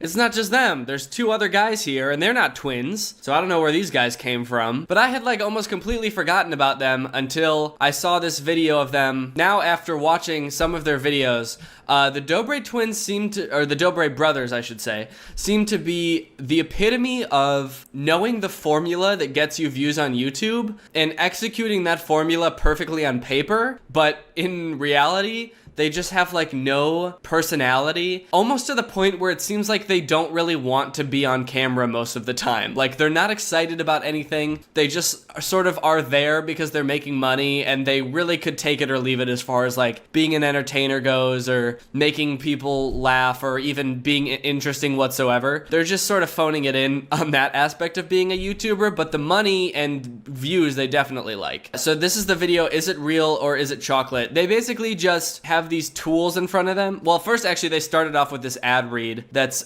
very, very half-assed. What's up, Dobre Army? Dobre Brothers back here for another vlog. Today we're gonna do something really fun and interesting, but before we get started, you know a video is going to be fun and interesting when the person starts off the video by saying, this video is going to be fun and interesting. You can trust these guys. Look at how fun and interesting they look. But before we get started, I have some really cool news for you guys. Let's do it. There's this app that pays you virtual tokens just for the fact that you are living. And this app is called Nimsys. Thanks to Nimsys for sponsoring this video. Yeah. Honestly, I think this is the most stylish app out there. You guys gotta check it out. Wow, these guys seem really into this product. The people who made this app are definitely getting their money's worth advertising with the Dobre twins. You can see the people around you or travel anywhere around the planet to see what's going on. Okay, he tried to seem interested for a second, so that was at least nice. The app is still in development, and the developers promise a lot of cool things to come. Oh, jeez. You see what I mean about them just seeming bored out of their mind? Like, I get this is an ad read. Doing ads, I guess, isn't the most fun thing in the world, but you have to at least try to make it seem interesting. Don't just like, so there's this app, and it's gonna give you money and download it so that I can have money. During your registration, be sure to enter our promo code Dobre and subscribe to our profile. You will get bonus NIMS from us, about 1,440 of them, and we'll get bonus NIMS from you as well. Yeah, give me those bonus NIMS.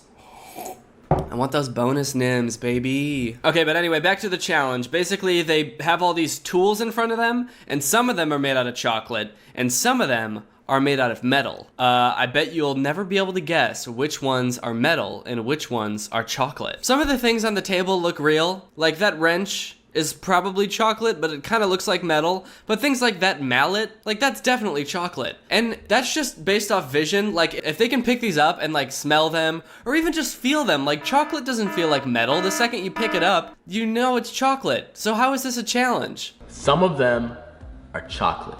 That's right, chocolate. You can eat it, smell it, taste it, and hear it, I guess if you bang your head. So that's the point. It's all a game. Look at the first one. Get a zoom up on this. Like, let me get a zoom is that chocolate or real? No, this is definitely real, bro. It's right, twisting. That's definitely real because it's twisting, and chocolate can't twist. That's one of the many properties of chocolate. It's a scientific property of chocolate. It does not twist. Are you ready? One bite. It's chocolate. Oh! That's good. Yeah, that's actually real. What the heck? How is this chocolate? Alright. So anyway, do you see how bored they look by this challenge? It's almost kind of insulting because it's like, I feel like I'm making them do this and they don't want to do it. Like, I feel like as the viewer, they're like, all right, we're just doing this for you guys because you're gonna find this entertaining, but I don't really give a shit about this. So anyway, we're just gonna half-ass this and make it seem like it's your fault that we're doing this. So I looked at their channel a little bit and I found this video, Scary Clowns Stole My Twin Brother. They uploaded this yesterday, and this totally shows off the Dobre brothers' spirit when making a video. The total, like, I just don't care. I just want to hit the formula to making a YouTube video, and at the actual execution of it, I literally could not give a shit. It's called Scary Clowns Stole My Twin Brother. I think the right word's kidnapped? I don't know.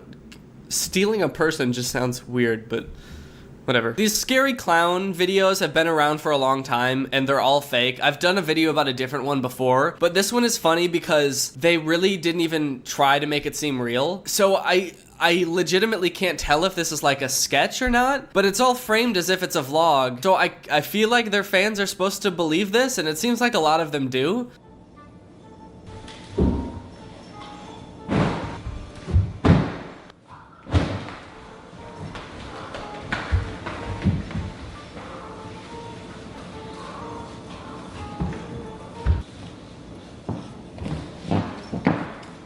Just as a warning, if there's any jump cuts in this, like the scene cuts a little bit in the middle, that's me adding it in. This video is very slow paced, and I'm worried that I'll lose viewers if I show the entire thing. So I'm going to try to speed up the pacing of this, but just know that in all of the spaces where I've cut things out, it just plays out just very long and drawn out, and there's no real cuts for the majority of this video. Look, there's a camera. I can't reach it. I can't reach it. Oh, you need to reach that. I'm not tall enough. Enough time. Is the camera on? Okay, so these three clowns, they break into the Dobre house through the window, and then they come over, there's someone sleeping on this beanbag, and then they find this camera, and it seems like it's a security camera that's recording at night, or at least you think it's a security camera until they look at it and they're like, hey, it's a camera, and then they pick it up and take it down and start filming each other with it. So I guess it's not a security camera, it's just a regular ass camera that was filming their friend sleeping on a beanbag and that window for some reason.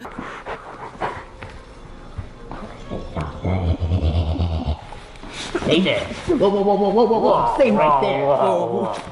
Okay, you can tell right off the bat that this dude is scared shitless. Just look at his expression when he sees these clowns. He is terrified. Either that or he's a great actor, because I can't tell if this is for real or not. Yeah. Who are you? Who are you? Back up. You stay put. What's your name? My name's Steve. Steve? Yeah. With that hair, I'd call you Weave. I'm not laughing at the joke. I'm laughing at this dude, Steve, who also laughed at the joke. For all he knows, he's waking up. There's clowns right in front of him. They could be about to kill him. He's terrified out of his mind. And then he introduces himself as Steve, and one of them says, Steve, more like Weave. And he's like, yeah, actually that's pretty funny. Hey, Weave, this is our show now, so you take the camera and videotape us. We're gonna be on what's it called? Instagram. Okay. Alright, guys, come here. Everybody, my name is Psycho. This is my bro Ollie, and this is Berserker. What do you want? Where are Tweedledum and Tweedledoo, those twins? Show us where the twins are now. Okay, I'll get him. I got him. Give me the camera. This dude's very compliant. For someone who, like, had these people just broke into their house, they woke him up, and they were like, now you have to film us. And he was just like, yeah, okay, sure. Now take us to the twins. And he was like, yeah, sure, okay, cool. We gotta be quiet. Snap out of it. Get a move on, cameraman. Take us right to them. This is our show. Ring a bell. These clowns are full of really quality jokes. Great puns. Like, they may be scary, but at least they've got some good jokes. I mean, even Steve, aka Weave, can appreciate a good clown joke. Here. Are you playing a trick on us? I'm not. Wow, this is a shitty friend. This dude, if this is real, what a terrible friend. He's like, these clowns don't even have any weapons. They just come in and they're like, bring us to the twins. And he's like, okay. And then he brings them there and he's like, they're in there. Just don't hurt me. You can kill my fucking friends. I'll help you do it. I'll help you. Yo, Steve. Look, Lucas. What's up? Hey, what are you guys doing? Yeah. Okay, let's pause. They found the twins and now they're gonna attack. So that's fine.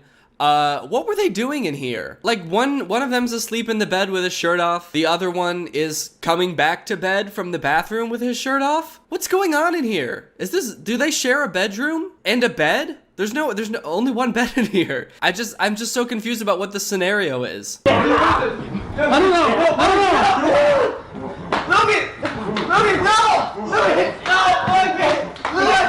And Weave is just still filming this? He's not gonna put down the camera and help. He backed himself into a corner so he could get the best angle, and now he's just filming his friends get murdered by clowns. And by murdered, I mean gently tossed around. Oh, this is prank? Oh no! Lucas! Back up. This is a prank? No, I'm not joking. Lucas, what's going on? I don't know. This is a prank? Okay, I'm not gonna lie, I actually did think that this was fake at first, but after seeing those punches, I mean, there's just no way that this is fake. After seeing those punches, I mean, he wouldn't take punches like that for a fake video. All right, well, I guess this is real. Stay back. Back up. Listen, all you know is us, the clowns of the world.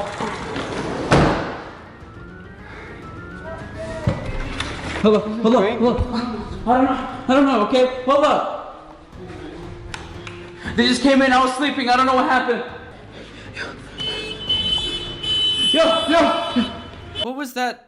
What was the motivation for that? He was like, okay, they left with my brother. Now what do we do? I don't know. Let me go over here and flip the light switches a few times, and let's just stand in our house until something else happens. Yo, they did the tractor!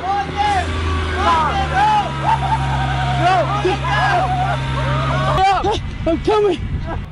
I'll get you, don't worry! Is this a prank?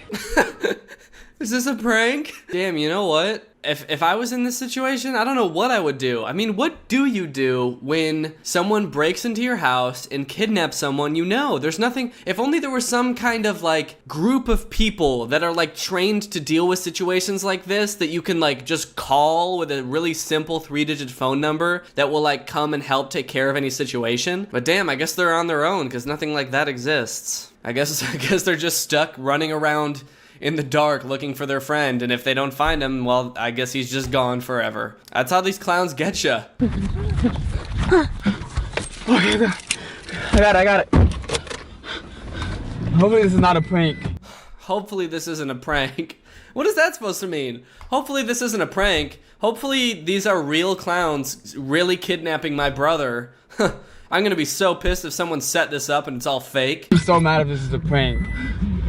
What happened? I don't know. I just woke up and they were just there. They made me film. They made me film. Yeah, right, dude.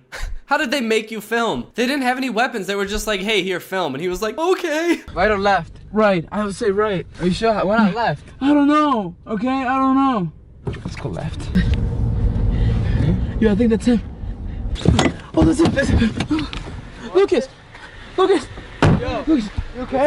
Yeah, I'm good. You okay, Lucas? Yeah, I'm good. Why was he just sitting in there? They, like, the clowns got out and they booked it, and he was like, oh man, now how am I gonna get back to my house? Oh well, I guess I'll just sit in this car that has gas in it and keys. And I'll wait for help to show up. Where'd they go? I don't know, they just ran off. Did they run away through here? I guess, I don't know, bro. They just let me go, they said, you're free. And then they just ran away. So what did they do? Nothing, they didn't do anything. This has such a weird plot. What'd they do? I don't know, they didn't do anything. I like these clowns. They're just like fucking with them. They just break into their house, steal one of them, drive him about a mile away from his house and just drop him off and leave and just say, you're free, we're good. That's all we wanted to do. We didn't really want to cause any harm. We just wanted to shake up your night a little bit. You're free. Get out of here, dude. Can we go in the car? It's cold. I don't understand. I don't either. They just let me go. They didn't really say anything. So what was the purpose? I don't know, they just took me, and I don't know what happened. I feel like now they're realizing how weird the plot is, like how inconsistent it is, and it doesn't make any sense. They're like, wait, so are we just gonna say they didn't do anything to you? Like what? That doesn't make any sense. Here, did they come through the garage? Or Steve, you don't know, right? I have no clue. I just woke up and they were there. Well, this is open. That's where they got in. Who opened this? I'm sorry. I forgot to close it. How do you even close it? I forgot to close it, sorry. You think this is how they came in? Yeah, obviously, like, I don't know. Where else would they come in from? I'm just so confused. Like, were they're acting right now like they could not even imagine a world where someone broke in through that window or broke into their house at all. But then why was the camera that they're holding right now recording the window at the beginning? This is the same camera. It was just sitting there recording. There's so many plot holes. This whole video is a plot hole. It's so strange. Like they didn't put any thought into it going into it. They were like, let's just make a scary clown video because that's what gets views and we're smart. Anyways, this has been a look at where Viners turned YouTubers have gone. You know, a lot of people say that when Viners started going to YouTube to make content, that YouTube somehow got worse, or like the Viners took over YouTube, and YouTubers in general seem to apply a negative connotation to that. And I think in some cases that's true, like Logan Paul or Jake Paul. This, I don't really have much of a negative attitude towards because I just think that this is hilarious. But I think that a lot of YouTubers in general just don't look at the Viners that are actually making good content on YouTube. There's plenty of Viners that make good stuff now. David Dobrik makes really funny vlogs. Drew Gooden, Cody Ko, me. I make really good videos. They're all very good. It's just so easy to look at the really bad content and say, well, that's Viners for you. But I think that's dismissing a pretty big chunk of good YouTube videos that come from former Viners. That's just my opinion, so believe it, because you have to. Anyways, guys, if you enjoyed this video and you're not part of Greg is my family on YouTube. It is our family. I call my fans Greg, and we are one big happy family. And we really are a family. You know, other YouTubers all the time say like, oh, my fans are like a family to me. Well, that's bullshit, all right? Greg is a family. We have a family dinner every night at 6 p.m. when I get home from work. All my little Gregs come down from their bedrooms, and we all sit at the family table, and we talk about our days. So if you want to join Greg and join the fastest growing channel on YouTube, which, by the way, don't look that up, then just hit the subscribe button and turn on my notifications, and you can be Greg also. Also, I just realized today that when you turn on someone's notifications, it asks you if you want occasional notifications or always notifications, and it's set to occasional by default. I don't know why that is. Why would you want to click for notifications and then be like, let's leave it up to chance when I get a notification. I'm gonna let YouTube roll the dice on this one. It just seems weird that they would do that. So anyway, I don't know. Also, if you want this merch, it's at DannyGonzalez.store, so go there and get some. And I have a little Greg Discord server. It's a little group chat full of a bunch of other Gregs. I'm in there. Other Gregs are in there. We talk, we have fun, and we chat. And it's a good way to get to know all your other fellow Gregs. If you want to join that Discord server, you got to support me on Patreon. The link for that is in the description. Sorry I haven't posted in a little bit. I was kind of sick. As you can probably tell by my voice, I'm still a little congested, so sorry about that. Thank you, Michelle, for turning on my notifications. You are truly Greg. If you want to be the shout out in one of my videos, turn on my notifications and be one of the first people to comment on my videos. I'll see you guys next time with a really funny video where I get my butt stuck in a public toilet and end up screaming for 12 hours until someone helps me out. Bye. Alright everybody, it's time for another Reddit video. I hope you're doing well today. I hope you're having fun. I am honestly feeling a little bit ill. I kind of feel like shit right now. I've been putting off filming for like a week, and so I just gotta do it. I have like kind of like chills and aches. I did a COVID test, so I don't have COVID, but I do feel like crap. That's nothing that a little sparkling water won't fix, am I right? So let's just pop that open.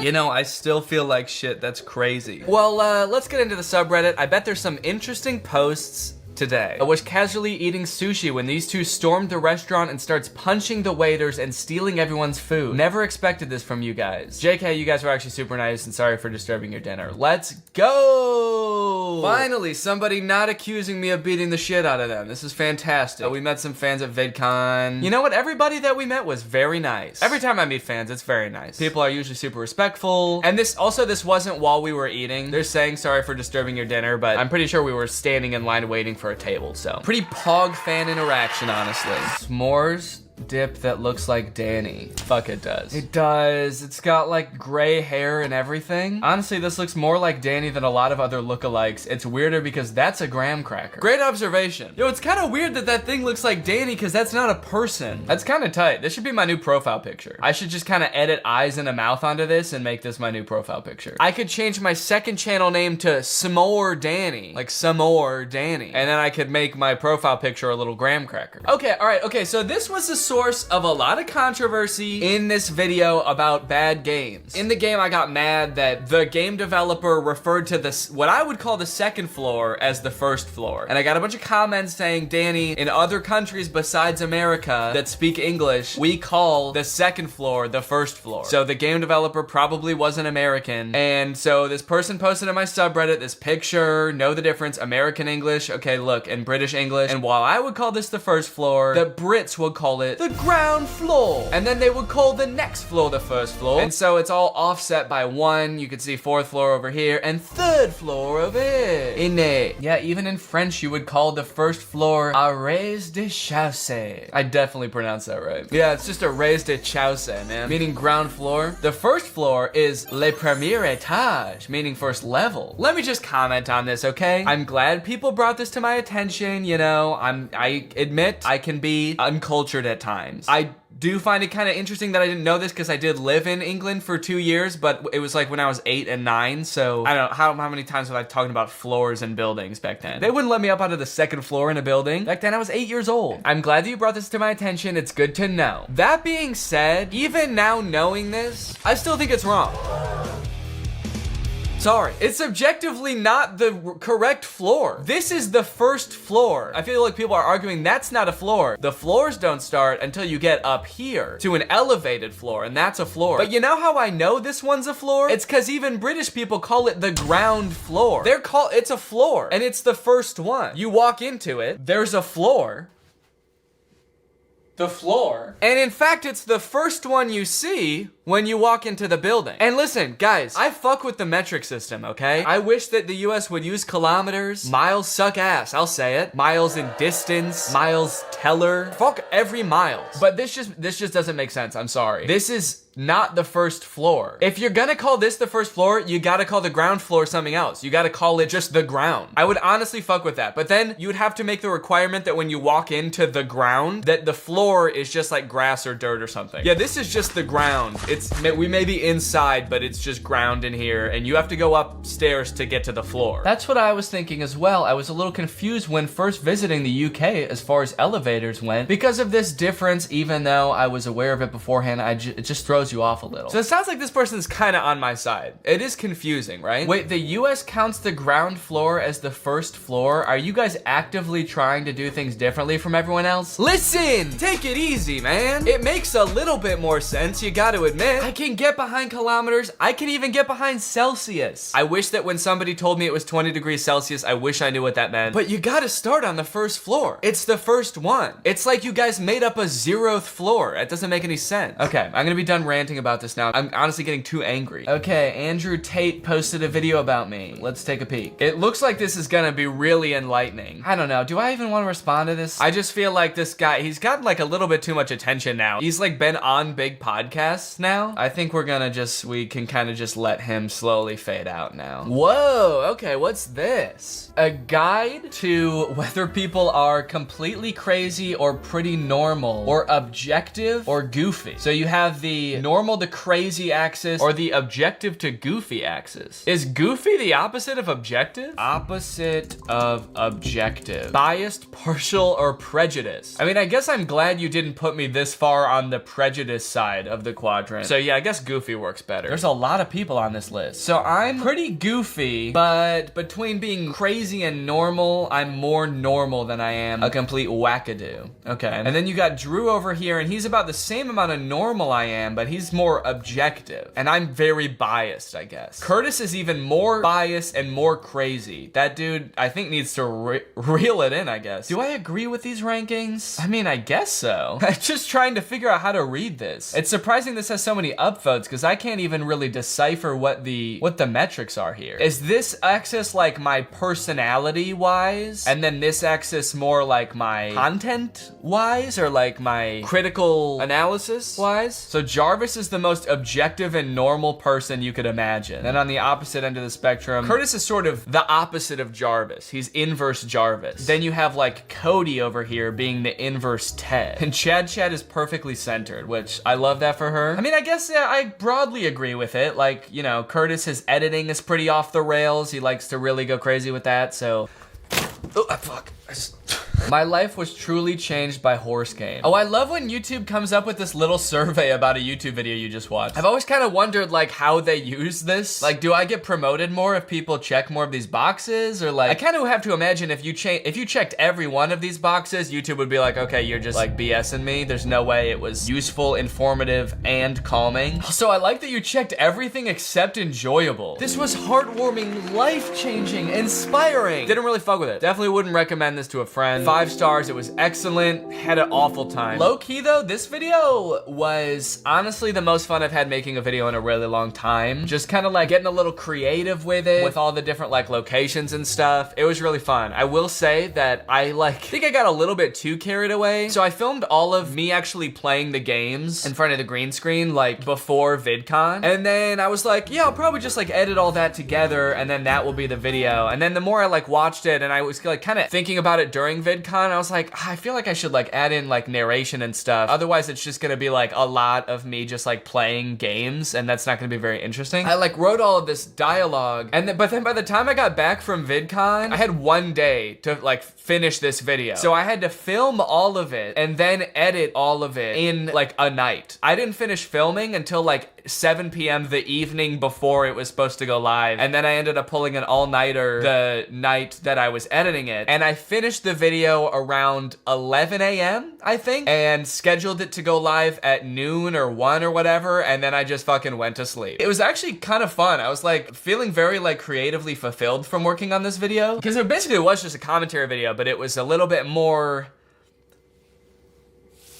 spicy. It was a little more spicy. It seemed like people liked it, so that's epic. What gives people feelings of power? Money, status, or ghosting Kevin Jonas? Kind of impressed that enough people have felt that before to even make this bar graph. That's kind of fucked up for Kevin, honestly. I feel bad now. Can I just say something? The funniest thing about this song, first off, I wrote this song like 2 years ago and I've just been like waiting for an excuse to make the music video for it. Even when I wrote the song, I was like, gosh, I hope I'm remembering this right. Like this was like 5 years ago.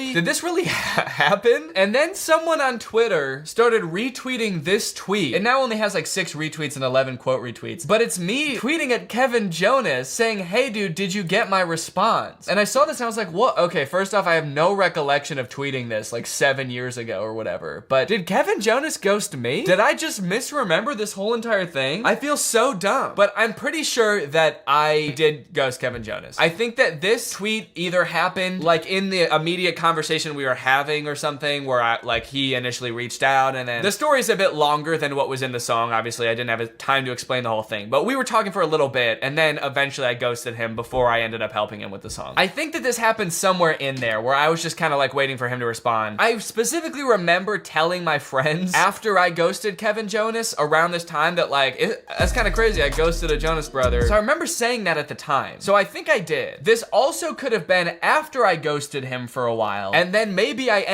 did end up responding, but like weeks later. And so I like texted him back then and I was like, hey, sorry, like, can I still help or something? And then he didn't respond to that. And so that's why I sent this. But yeah, funny, the things you don't remember, man. 7 years will really fuck up your memory. Making a Google slide presentation to convince my dad to buy me a pet rat. Added this at the end, thoughts. Number 9, it's what Danny would want. Danny Gonzalez is a rat lover. Okay, rat lover sounds like a little bit romantic. I would maybe rephrase that. He would want you to buy me rats. Danny would be very disappointed if you decided not to buy me rats. I think you should buy me rats. And then there's a quote from me saying, I, Danny Gonzalez, think it is a good idea for you to buy your son Connor a pet rat. He actually said this. Now, at the time you wrote this, that wasn't true, but as of right now, it is true. I did just say that. So I'll let it slide. Well, I hope that this helps you buy the rat. Heck, if you're still working on this Google slide, take the audio of me just saying that line and put it on that slide. That'll get you a rat. Speaking of rats and rat lovers, have you guys ever seen that dumb clip of Jordan Peterson talking about rats? The rats are all like this. The rat goes like this. So the rat's like this. The normal rat is like this. That's the normal rat. Like this. Like this.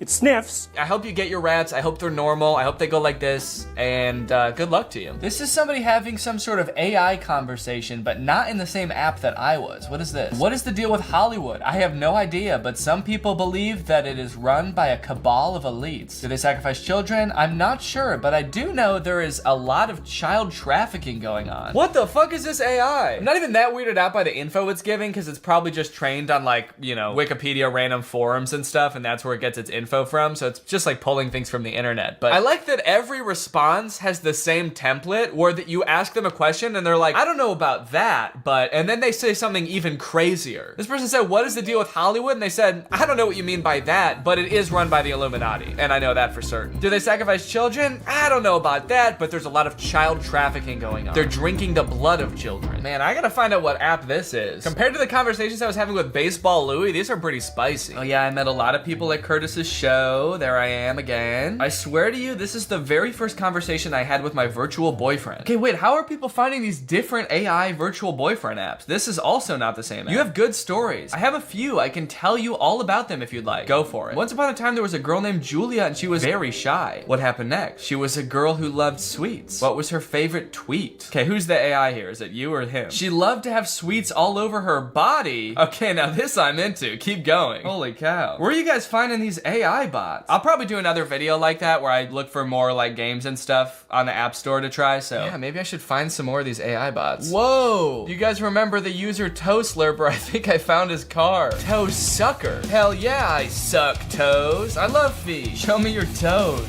Wow. So this is Toe Slurper. What was the comment that Toe Slurpers left on my subreddit again? Didn't he say he wasn't in theater? Why are you trying to start fake rumors about me, Toe Slurper? Okay, here's a fun little meme. Hard to swallow pills. Danny is not real. Yeah, man, that sucks. I'm sorry. This is kind of an interesting topic. The fastest things on Earth: cheetah, airplane, speed of light, Danny Gonzalez hair cells. I'm not sure if this is referring to this, but I was kind of wondering if anyone would notice, because I feel like between this video and this video, my hair, over the span of like a week or two, grew immensely fast. Okay, so look at my hair in this video, May 29th, 2022. And then look at this video, June 10th, 10 or 11 days later. My hair is huge. Now I have an explanation for this, but you're not gonna like it. It's a wig, no. The real reason is that I shot the videos like way out of order because I filmed the Camp Rock video and I was like, I'm gonna put the Kevin Jonas music video at the end of this, but then the Kevin Jonas music video took like 2 months to film. So I don't remember when I shot the actual commentary part of the Camp Rock video, but it was like at least 2 months before I released it. So that's why my hair length gets a little inconsistent sometimes, guys. I just, you know, kind of get a little bit, kind of. I think I gotta go to sleep, man. I think this video's long enough. All right, I'm gonna go to sleep. Have a great day. Hey, who here watches our YouTube videos? If you have seen our YouTube videos, then you know that we're not afraid to roast some internet stars from time to time when they're doing when they're doing something they shouldn't be doing, like exploiting their children for money so they don't have to get a real job. Or pretending they'll go to jail if you don't buy their merch. Or performing a cringy live show just for a quick cash grab. Stuff like that. Yeah, stuff like that. So we thought, hey, if we're gonna do a live show, why not take all these flaming hot roasts to the stage? Oh yeah! And then we explained this little idea to our lawyer, and he told us that if we show someone else's video on the screen, they could sue us. Yeah, he was like, hell no, guys, don't do that. But we still wanted to roast someone, so we were racking our brains trying to figure out how do we roast someone who isn't a real person. And then it hit us. We could make someone up and roast the shit out of them. Yeah. see us roast a made-up person? Good, because we're doing it anyway. Guys, meet Justin Chad. Oh, boo! Boo, stinky. Yeah, boo. Stinky. Guys, Justin has 4 million followers on Instagram, and he's the world's biggest douchebag. But most importantly, he's not real. Yeah, Justin may look like any other human being, living his human life no differently than either you or I, but that actually couldn't be further from the truth. And that's because he's just a bunch of facial features and body parts that we found on Google Images and photoshopped together to make it look like one person. But just because Justin Chad isn't a real person, doesn't mean he doesn't do some really messed up things. Oh, and it definitely doesn't mean that we can't rip him to shreds. That's right. Fact number 1, Justin's favorite activity is punching dogs. Of course it is.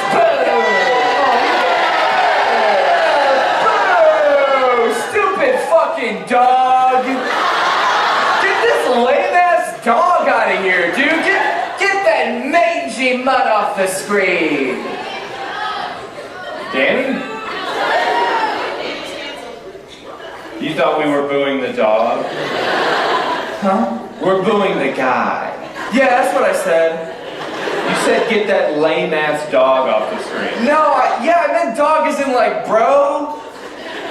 This is my dog right there. Get him off the screen. He's lame as fuck. That's what I said, and that's how everyone else interpreted it. I don't know how you interpreted it. Guys, Justin actually holds the world record for most dogs punched. I know it's a weird record for them to have, but they do it every year. And when reporters questioned how he's able to sleep at night, he was reportedly quoted as saying, "I don't need sleep.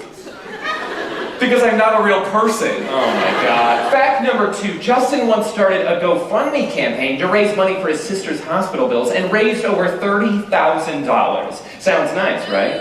Yeah. Don't boo yet. This is not the bad part. I appreciate your enthusiasm though. You're wrong, because Justin doesn't have a sister. How could he? He's not real.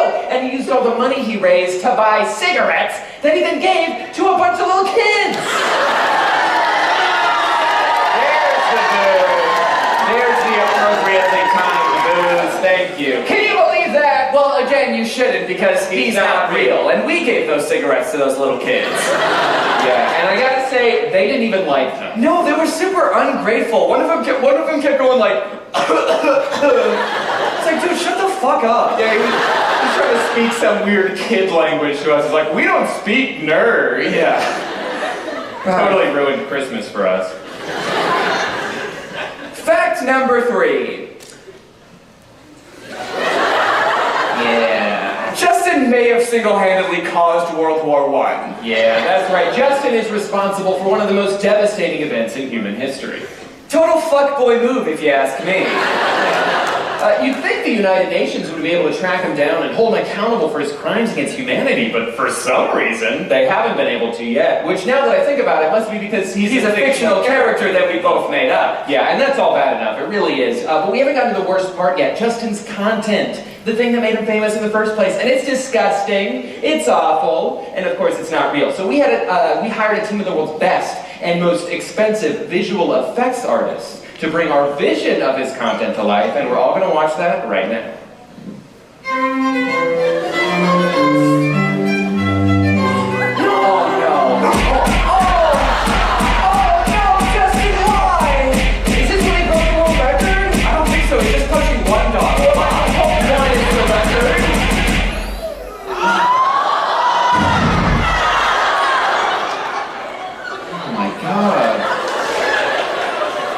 Gonna say what we're all thinking. Justin sucks! Yeah. Also, I feel like we spent way too much money on that animation. Yeah, I'm starting to think we got ripped off. Yeah, how much did we spend on that? It was like half the tour budget. What? Yeah. So that's like $30? Shit. Damn, that's way too much money. But you know what, guys? One thing is for absolute certain. That's right. If we ever saw this dude in real life. Which we won't because we couldn't. I know exactly what we would do.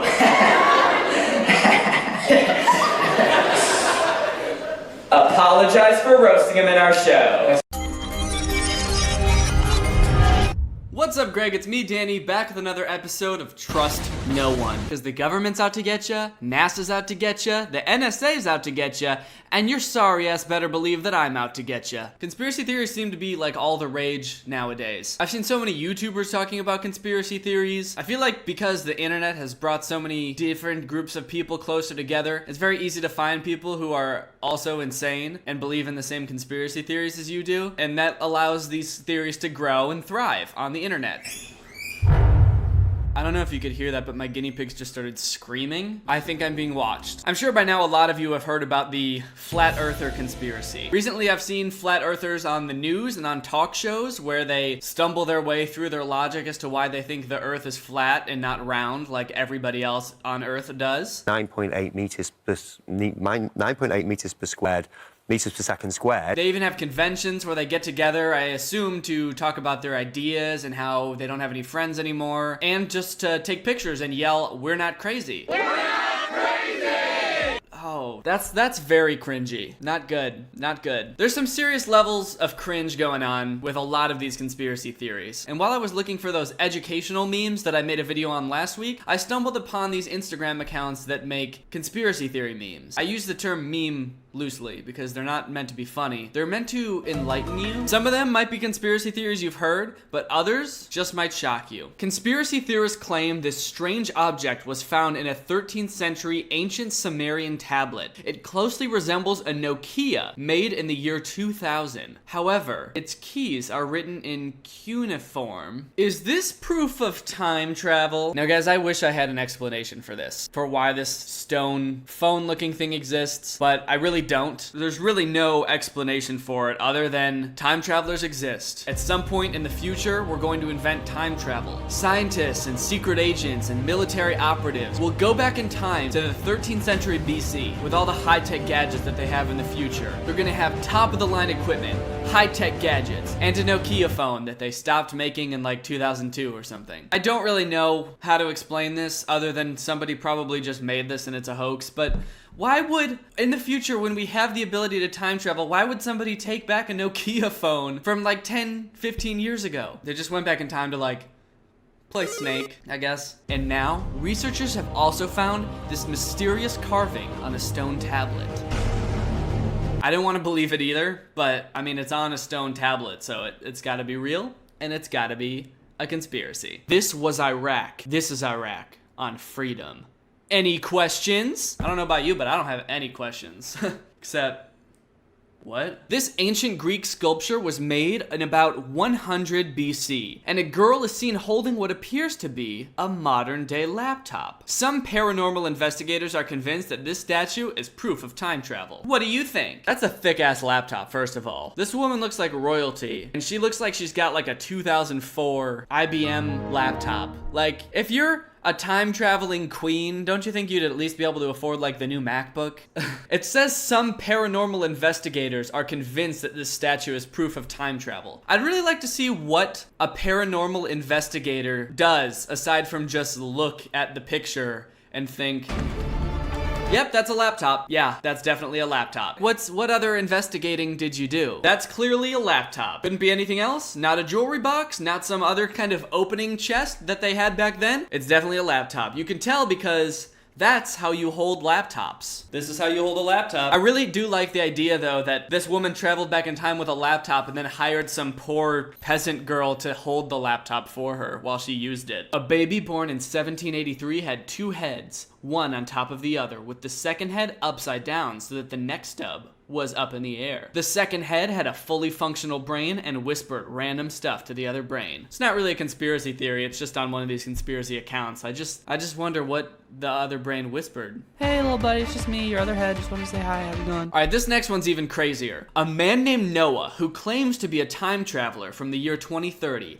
passed a lie detector test. Is he really from the future? So he says he's from the future, from the year 2030, and he passed a lie detector test? No one's ever falsely passed a lie detector test before, so I mean, there's no other explanation. It's gotta be true. Is he a time traveler, or is he just insane? There's only one way to find out for sure, as far as I'm concerned. What kind of phone does he have? Is it a Nokia? Is it a Nokia 3310? This picture was taken in the 1940s. What? Sunglasses? A fucking cardigan in the 40s? No! This can't be happening. This is too much. A cardigan? This dude looks like Ryan Reynolds or some shit in the 40s. Just in case you're not convinced that time travel is real, these images are from a video taken in 1938 of female factory workers leaving work. One woman appears to be holding a modern day smartphone. Is she a real time traveler? That's right, folks. This modern day thick ass smartphone. She's definitely not just brushing her hair or just holding like a purse like that woman is. It's definitely a modern day thick ass smartphone. Okay, I don't understand. If this was really a smartphone, would all of these like other female workers just be cool with it? Like it's 1938 and you're leaving work and you just see one woman talking on this high-tech thing, like talking into it. Yeah, so yep, I have successfully infiltrated the factory. It's 1938 and they have no idea. Why is nobody looking at her like she's insane? Because they don't have cell phones yet, so she would just look like a crazy person. Why is nobody looking at her or being like, hey, what the fuck is that thing that you have? Also, do these people know how cell phones work? Because you need a cell phone tower to use a cell phone. And to my knowledge, they didn't have those in 1938. So who is she talking to? Also, no one else has a cell phone in that period, so really, who is she talking to? Smarter children tend to become heavier drinkers as adults. Is this some kind of government conspiracy, or is this just sad? This next one is just silly. There are a number of photos online that appear to show celebrities in photographs before they were born. Take this picture of Michael Cera in 1930s Germany, for example. Are these simply doppelgangers, or are these proof of time travelers? I might believe this if I personally didn't have dozens of doppelgangers sent to me every week. Seriously, I don't know why, but there are so many people in the world that look like me living right now. Most of them are women, which is kind of concerning. But it does not at all concern me that there's someone who kind of looks like Michael Cera who was alive in the 1930s. Also, this doesn't even look like Michael Cera. The face is too round. I'm pretty sure that's a girl. It just does, that doesn't look like Michael Cera. This photo alone debunks the globe. No, it doesn't. This modern-day Swiss watch was found in a 400-year-old sealed Ming Dynasty tomb. The find baffled archaeologists. Is this proof of time travel? I like how they asked that after every single one. Is this proof of time travel? Like they're scraping the bottom of the barrel just trying to come up with anything. Okay, how about this one? Is this proof of time travel? How about this? It's a watch! Oh damn. Time travelers are showing up to the 1600s iced the fuck out with a Rolex on their wrist? God damn. Oh! There's only one explanation for this. Time travel exists. There's time travelers from the future. They have very small wrists, but they're absolutely iced out. I'm talking chains, rollie on the wrist, probably grills, the whole 9 yards. And it totally isn't just a ring. A lot of these are time travel centric, admittedly. Like this one, a woman claiming to be a time traveler showed us this picture, which she claims was taken on Mars in the year 3812, and it shows what appeared to be a city on the red planet. I'm sorry, but this is irrefutable evidence. This woman, wearing modern day clothes, with a chipped nail, is walking around modern day Earth with a picture of Mars that she printed out. She doesn't have some kind of high-tech device that she's walking around with. She printed out a picture of Mars. That's like technology that's already outdated. Nobody prints things anymore. She got it laminated even, and she's just walking around showing people the picture, being like, I'm from the future! A woman showed us this picture. So this person who has this account, it looks like they're in a park or something, was just walking around and this woman came up and was like, oh shit, there's another one. A man claiming to be a time traveler showed us this image, in which he claims was taken in the year 5000 and shows Los Angeles underwater.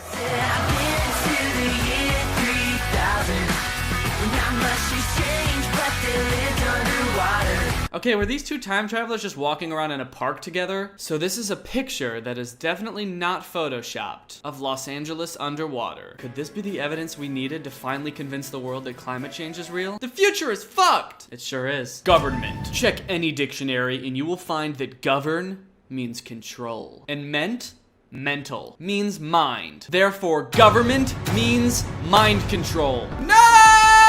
Think about it. They wouldn't call it mind control if it wasn't mind control. Conspiracy theories like these that are like the answer is hidden in plain sight just confuse me so much, because it's like, if the government was going to try to control your mind, why would they name it like, so we don't want people to know that we're controlling their minds, right? Well, how about the name mind control? Like, why would they make it so easy to figure out the puzzle? It's like those things where you see like the dollar bill and it's like, look, if you fold it this way, it's an eye. And the pyramid, if you count the number of things on all the stuff, then you get 9/11. It's like, why would they make a puzzle to figure it out? Why wouldn't they just not do that so that you can't figure it out? It's a game of Clue where they're like, we want to control your minds, but we also want to make it this fun little game where if you get it right, you win a prize.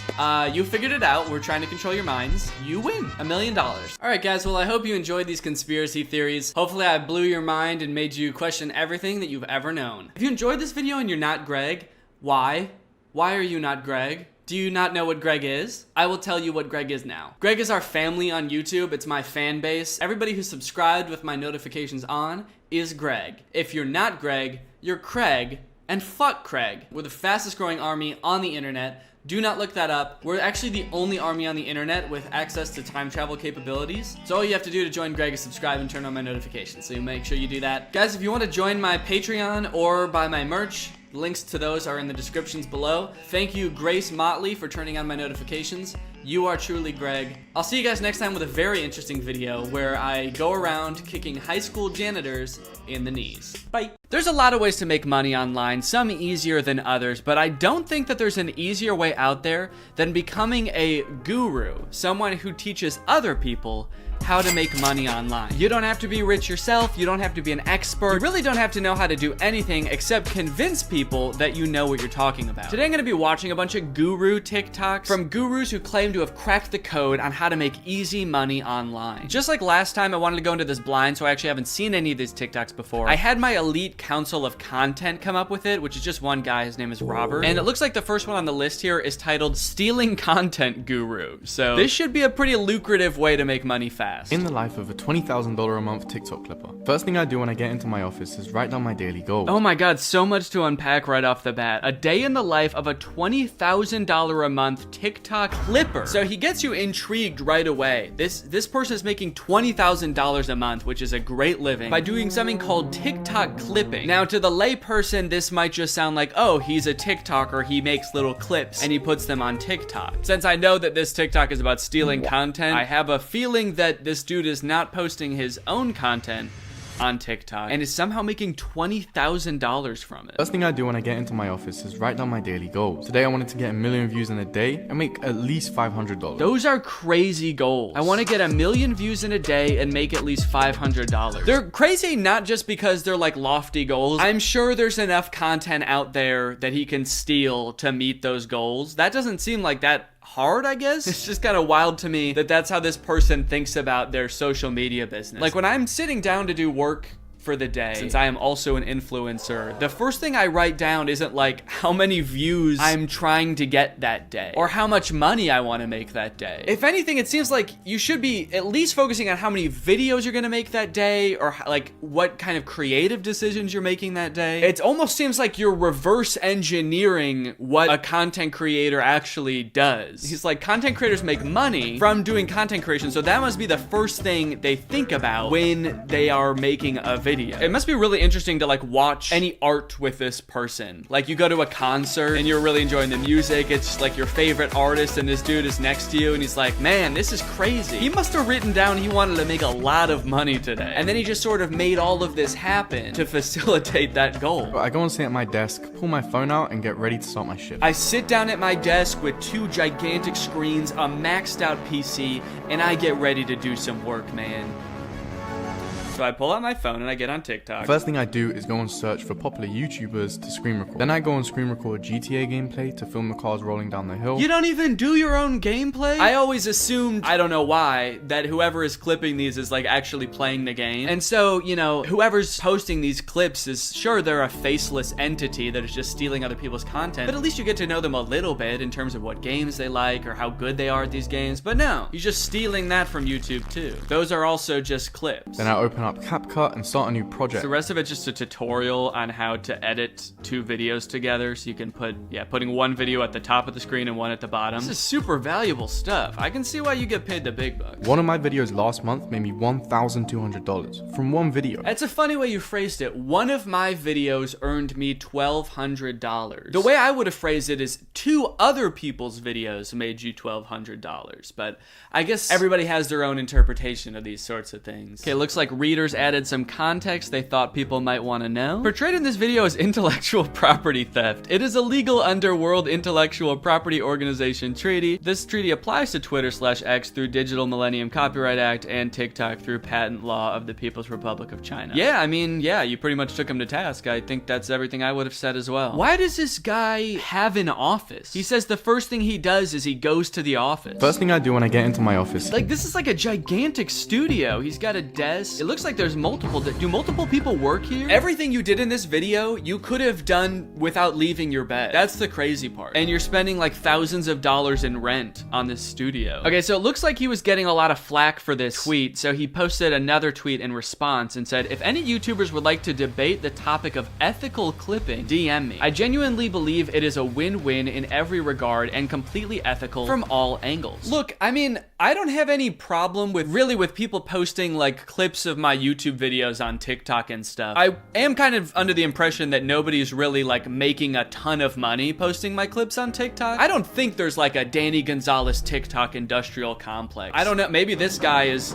doing that to me as we speak. I have no idea. He could be in the office right now cooking something up. So doing it as like a fan or as a hobby is like seems totally fine to me. It's just when you start making money, and especially when you start bragging about how much money you're making, does it seem like a super shady thing to do. Algorithm specialist. Oh yeah, he works with a lot of Rumble creators. Very cool. Algorithm specialist is a crazy title for someone who creates 0 original content. He's like, yeah, I sort of know what works on TikTok. It's all the same stuff that works on YouTube. Okay, so this one looks to be another TikTok about stealing content. Let's see. You make money on TikTok if you're broke. And by broke, I mean you have a lot of time, but not a lot of cash. That's a funny definition of broke. You have a lot of time. I'm just picturing like a single dad getting home from his second shift of the day. He's just barely scraping by, barely paying that mortgage. He clicks on this video for some quick tips on how to make some extra cash. He's like, I'm broke. And this video's like, no, you're not. You do not have enough free time. Sorry. Find a different guru, dude. This is not for you. Start watching TikTok and you're going to find the most viral videos or videos with a lot of views. And you're going to change it a little bit. You're going to make it better. Make it better? What does that mean? Change it a little bit. You're going to make it better. It's better because it was changed a little bit. And by changing a little bit, I mean I took it from that TikTok profile and I put it on mine. And you're going to change it a little bit. You're going to make it better. And then sounds like he cut something out of that. Like he was going to explain how to make it better, and then while he was editing, he was like, they know all that already. They have a lot of free time. They'll be able to figure that out. And you're going to re-upload it to your account. Oh, to my account. So that's how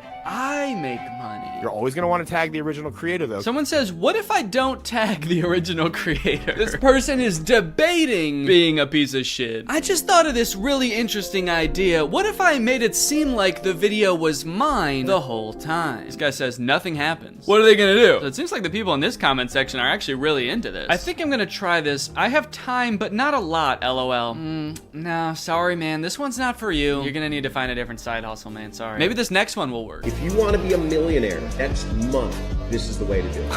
Whoa, okay. Now this is a great way to get someone's attention. I'm like half expecting one of these TikToks to be someone like straight up teaching you how to like rob people. If you want to be a millionaire next month, this is the way to do it. Put on a ski mask, get a gun, go to the bank. Either that or he's gonna be like, stand on the sidewalk of a busy street and wait for a government-owned car to drive by. Jump in front of the car and then sue the city. The camera pans out and he's in a hospital bed. I just did this and it worked great. We can put up a deepfake video of Denzel Washington promoting a dating site.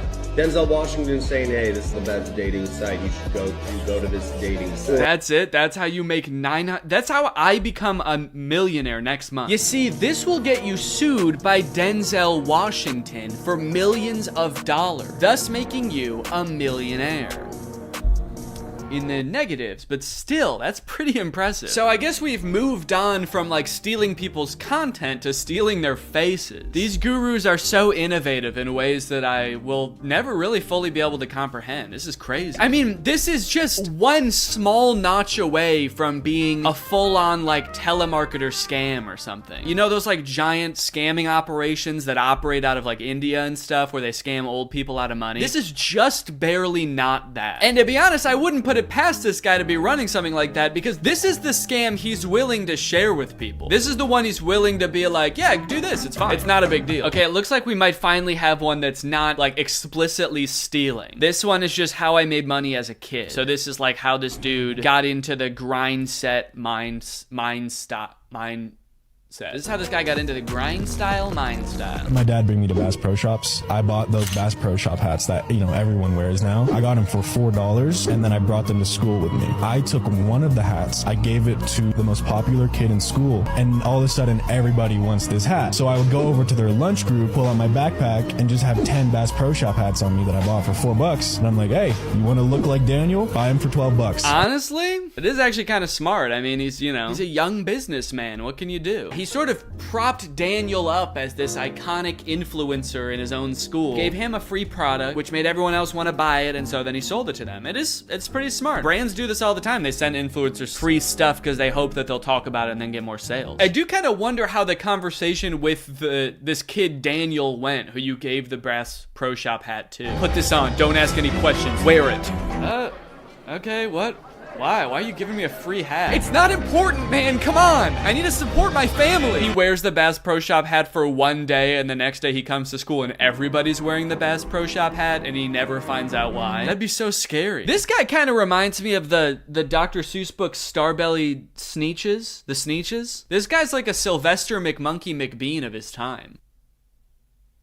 I've been reading a lot of kids' books lately, so a lot of my commentary from now on might be sort of referential towards Dr. Seuss media. But he is the Sylvester McMonkey McBean of his time. Just imagine that these Sneetches, when they come out of the machine, have Bass Pro Shop hats upon theirs. Okay, Robert has listed this one as the don't use the microwave guru. Is this gonna be about how to get rich? The microwave is making you poor. It says Luke Belmar steps to be rich, so I'm very curious how this is going to, how this anti-microwave propaganda is gonna make me rich, but let's see. 1. Go get spring water. Don't drink Dasani purified water. It's gonna fuck you up. It's gonna fuck you up? Dasani? It's gonna fuck you up. I do believe that spring water does have some benefits. It has electrolytes and minerals naturally in it, from what I've heard. But I don't think Dasani's gonna fuck you up. I mean, like, what does that even mean? When people say this is gonna fuck you up, they're usually talking about, like, alcohol. I'll tell you, man, the last time I had a shot of Dasani, the whole next day, dude, I was on the ground just moaning and dying. I died. Start eating super clean, super organic. Understand that the food that you consume has pesticides, has chemicals. Okay, then how is this gonna make me rich? I mean, this is health advice, and I'm not a health expert, you know, maybe, I'm sure that organic food is good for you to not have pesticides in it. That's great. If you have an air fryer, don't use a microwave. Microwave, you're literally cooking your food. Yeah, you are. That's crazy. Don't use the microwave. It literally cooks your food. I was gonna go to town on a pound of raw ground beef, and I put it in the microwave to get it ready. And the next thing I know, it was cooked.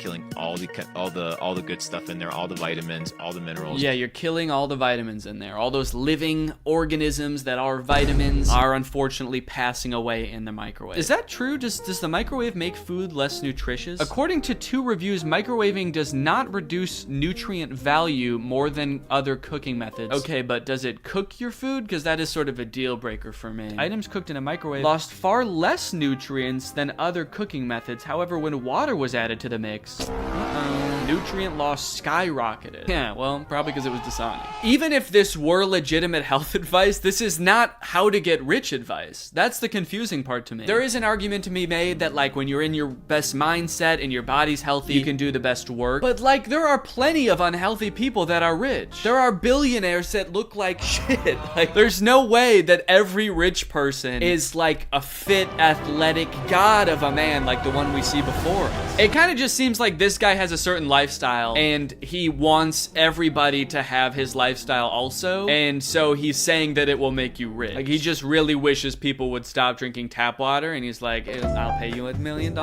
Pour out your Coca-Cola, I'll pay you $1 million. Neglect celebrities. Don't give a celebrities. They're just dirt. Huh? Yeah, this guy has 200,000 followers on TikTok, dude. You kind of are a micro celebrity. And last but not least, do not listen to anything I just said. I am a celebrity. I don't know shit. Nothing I just said will make you rich. It might just make you a little bit healthier, except for the microwave thing. That thing just was not true at all. Just seemed like bad advice, especially the celebrity thing. If I neglect celebrities, how am I supposed to become a millionaire next month? I need to use one of their likenesses. This TikTok account generates over $47K a month in revenue using AI. Use ChatGPT and ask it this prompt.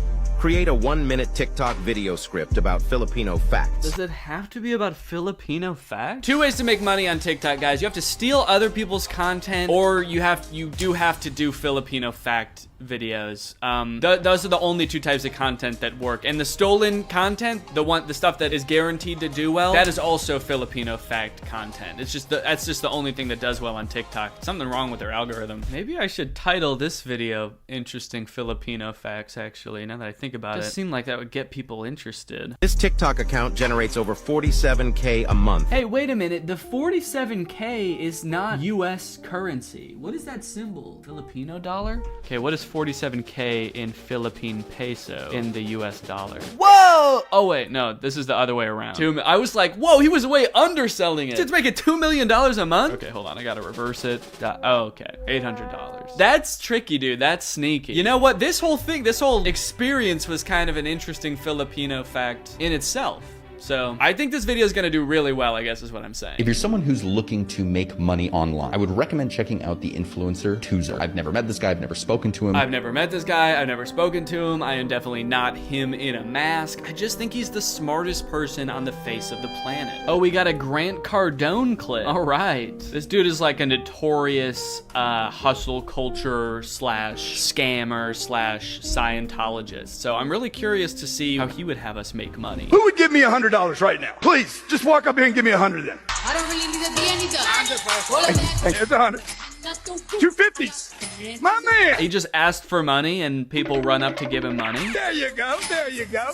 Who are these people? Is he gonna do something for them or what? No, he's just saying thank you and he's letting them go back to sit down. Is this guy like a human wishing well? Why? What? Play now. Thank you. Okay, no more. Thank you, brother. Thank you. No more. All right. Okay. Well, yeah. Okay. Fine. That's fine. Okay. Did I build value? I don't think you did, man.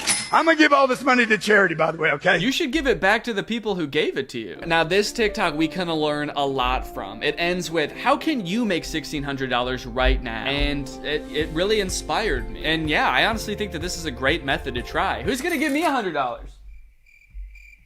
Excuse me, who's gonna give me $100?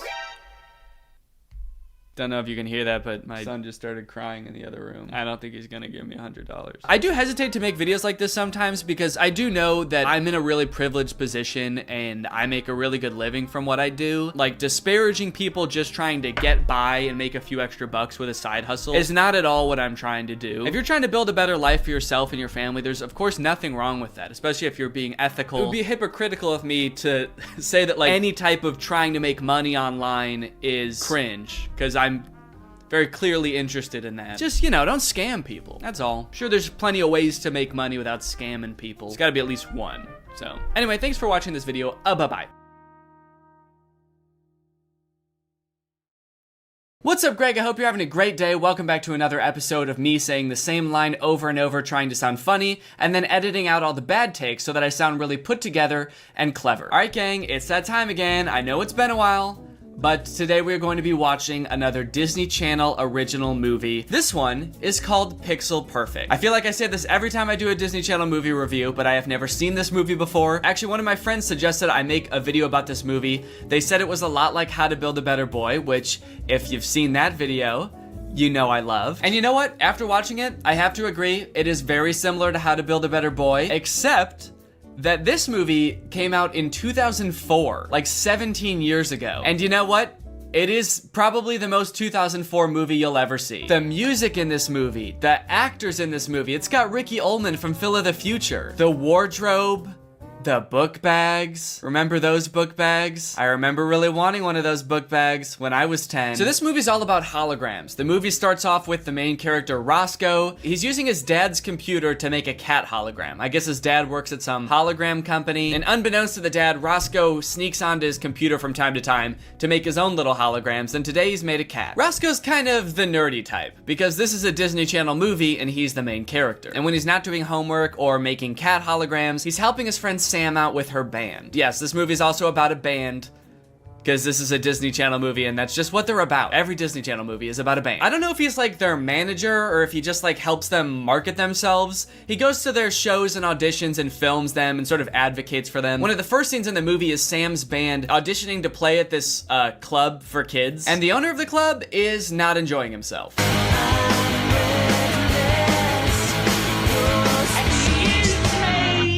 Do you sing lead on all the songs? Pretty much, yeah. Okay, love. Put down the guitar, let's see you move. Kind of a weird thing to say to a teenager. The conflict of this movie starts because Sam's band doesn't have the right image, you know? Their music is good, but Sam is the lead singer and she doesn't know how to dance. And for some reason, the owner of this club really wants a band who can dance. Dance, strut, show some personality, some presence. The owner of this club kind of reminds me of John Mulaney's impression of Mick Jagger. No, funny! Sam gives dancing a shot, but she's not good at it.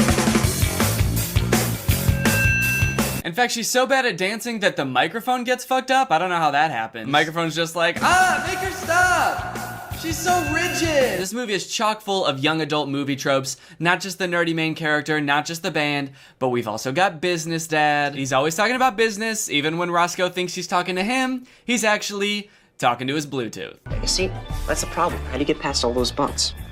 You ship them off to China. What? Overnight, every last one of them. Thanks for the help. What? But why did my son run away like that? What do you want me to do? What, do you want me to talk to him at dinner? Ugh, nasty boy. The thought of even saying one word to my son. It's too much for Business Dad to handle. That night, after seeing Sam's band get rejected, and then after Roscoe being rejected by his own father, he goes up to his dad's hologram room and starts to hatch the perfect plan to get Sam's band on the map.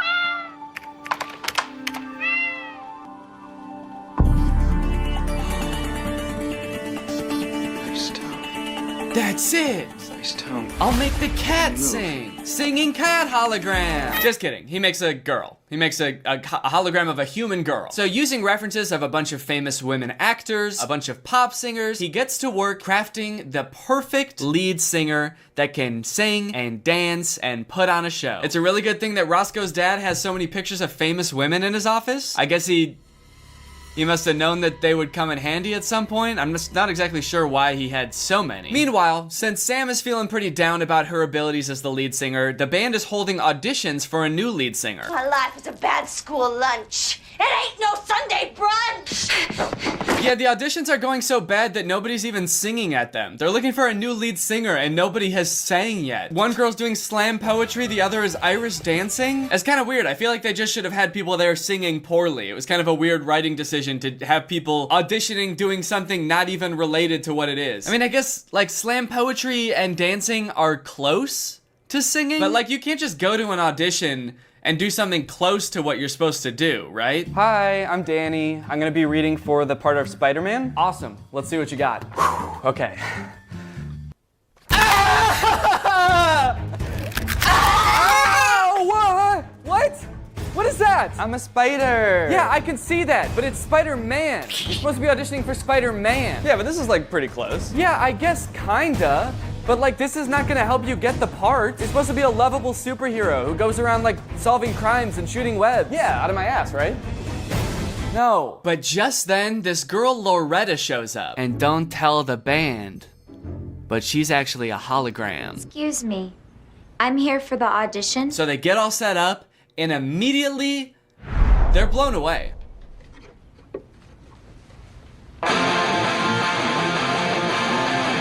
Loretta does is like put her leg up in the air, and the girl in back is like, oh, whoa, okay. Hold on a second, guys. This might be the real deal. This girl just put her leg in the air. Even if she does this for like 3 minutes and doesn't even sing, this would still be pretty impressive. But, you know, since she's a computer program, and she's literally programmed to be perfect at singing and dancing, she kills it. She does the most 2004 dance routine ever. She ends it with a really long spin, which everyone finds really impressive. Really long spin, actually. Damn. She spun for a while. I do feel like Roscoe could have gone in a little bit more on the dance moves. Like, she's a hologram, so she can do like literally anything. She can defy physics. I feel like it'd be cool if Roscoe made her do some shit that's impossible for humans to do. That way, like, other lead singers can't even compete on any level. Like, this seemingly normal girl comes out of nowhere and she starts singing and she's like pretty good, but then she like, I don't know, turns into an airplane or something. That'd be sick. But yeah, whatever. I guess her kind of long spin was cool too. I don't think I caught your name. Loretta. Loretta Modern. Well, it's nice to meet you. Okay, I feel like they could have tried a little bit harder on that falling sequence. She tripped because she stepped on a cable, not like she tripped over the cable. She just stepped on it. And I guess that threw her off her balance so much that she like just collapsed. So nice to meet you, by the way. Whoa!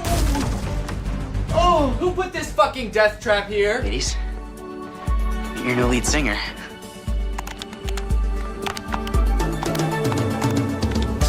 My father's been working on holographic technology and artificial intelligence for Skygraph. He just hasn't applied it to the human form. Wait, I'm sorry. He hasn't applied... His dad, who works at the hologram place, hasn't even applied this to the human form yet. And somehow Roscoe made this overnight. Just in one night, he just kind of cranked out a girl. Before we get too far into this, there's a lot about the technology of this movie that, quite frankly, does not make any sense to me. I feel like it's just totally nonsensical. Like, they could have explained it better by just being like, it's magic, actually. And it's happened so much throughout this movie that it's almost to the point where, like, I don't even want to bring it up because I feel like it'll just be annoying for me to keep harping on this. Almost, though. It's almost there.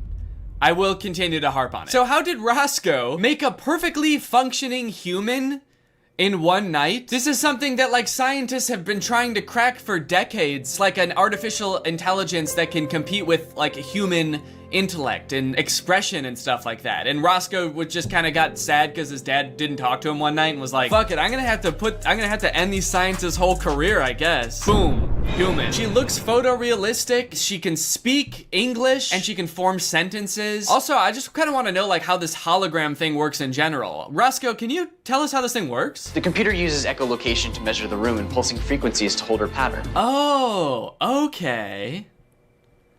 But how does it work though? Like as in, what the fuck does any of that mean? Another thing that doesn't quite make sense to me is that Loretta can't go outside, which I guess makes sense for a hologram. Like if it's some sort of projector, like the light just wouldn't show up as good outside. So I understand that. But in this scene, she gets curious because she sees a bird's nest out the window and she sticks her hand out the window and her hand disappears. But then when she brings it back in, her hand is still gone. And then Roscoe says, oh no, I'm gonna have to rebuild that from scratch. I'm gonna have to build you a new hand from scratch. How does that work? The hologram is just light, right? Wouldn't that be like if you're watching E.T. on a projector and you accidentally like turn the projector so it's pointing outside? Like that wouldn't delete E.T. from existence if you just pointed the projector outside. The movie E.T. would still exist. You wouldn't have to remake E.T. from scratch if that happened. Because E.T. is on the computer. There should still be E.T. There should still be hand. That night, we see Roscoe painstakingly rebuilding Loretta's hand from scratch. And it looks like some pretty serious, intense programming. I mean, just look at this. Click, click, click, and it's done. Damn, I guess that kind of explains how he was able to make a human so fast. All he had to do was just like click on all the body parts. And then he just made it. All right, Danny. Let's develop this cure for Alzheimer's. And click. Okay, that's... Congratulations, you did it. Okay, that was pretty easy. Roscoe gets the band their first gig with Loretta, and people are digging it. Loretta kills it, dude. The audience is loving it. Yo, holy shit, okay, that was sick. That was awesome. Now turn into a plane. Turn into a plane.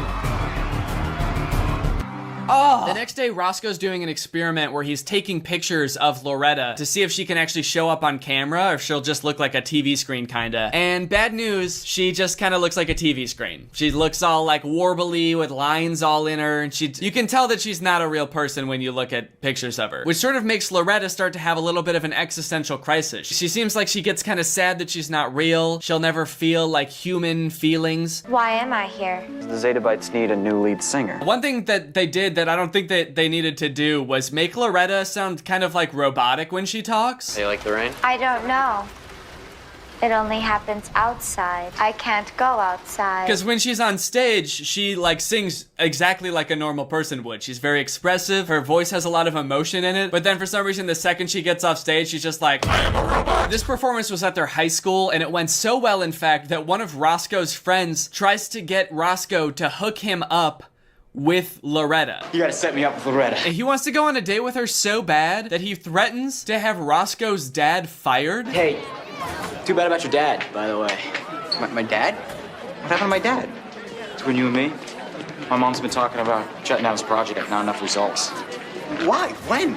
I don't know. I could talk to her, get him out of the penalty box. That is, if you help me. I mean, holy shit, dude, what a savage thing to do. Threaten to have someone's dad fired if you don't get one date with a pretty girl. And also, I have a sneaking suspicion that the mom wouldn't actually do this, but holy shit, what kind of weird-ass mom would that be? Imagine getting fired and you're like, what did I do? I did everything you asked. I created like a photorealistic hologram with impeccable artificial intelligence. This has so many implications. What did I do wrong? And your boss is like, you did everything just fine. Unfortunately, it was the boy. Your silly little son wouldn't let my darling boy go steady with his mysterious, highly acrobatic friend. I also forgot to mention that there is a bit of a love triangle going on here. You see, Sam, she kind of has a thing for Roscoe, and Roscoe like maybe has a thing for Sam back, but also just kind of wants to stay friends. But then he's also created Loretta the hologram, who is like perfect in every way, and it almost seems like Roscoe is starting to fall for this hologram, just like his friend apparently. And this makes Sam very jealous, not too happy, which causes her and Loretta to have quite a few unpleasant interactions. You don't know everything. Yes, I do. Okay, maybe you do, but you don't understand any of it. You could know what a baby is, but you've never been one. You can know every type of bicycle, but you've never fallen off one and scraped your knee. You could know every type of airplane, but you still won't turn into one. Why won't you turn into an airplane? It would be so sick. She's not even real. She's just a trick of light. And you're nothing but water and a few pounds of chemicals. Maybe a few more pounds than you really need. What? Oh my god, dude, this robot is so mean. Why would she be mean? Why would that be something that's programmed into her? Why is she programmed to do anything except sing and dance? Did Roscoe program this hologram to be mean on purpose? Okay. I've got a very limited amount of time. I need to program this hologram to do everything that a pop star needs to do, which should be pretty easy because pop stars really don't have to do that much. All she's gonna have to do is she's gonna have to know how to sing and dance and be mean to me and be really mean to me, degrade me, fucking make me feel like shit and embarrass me in front of all my friends. That would be so hot, or I mean, that would be a really good pop star thing for her to do. Loretta, I am so sorry. That's okay. I've been enjoying the rain. It must be wonderful What?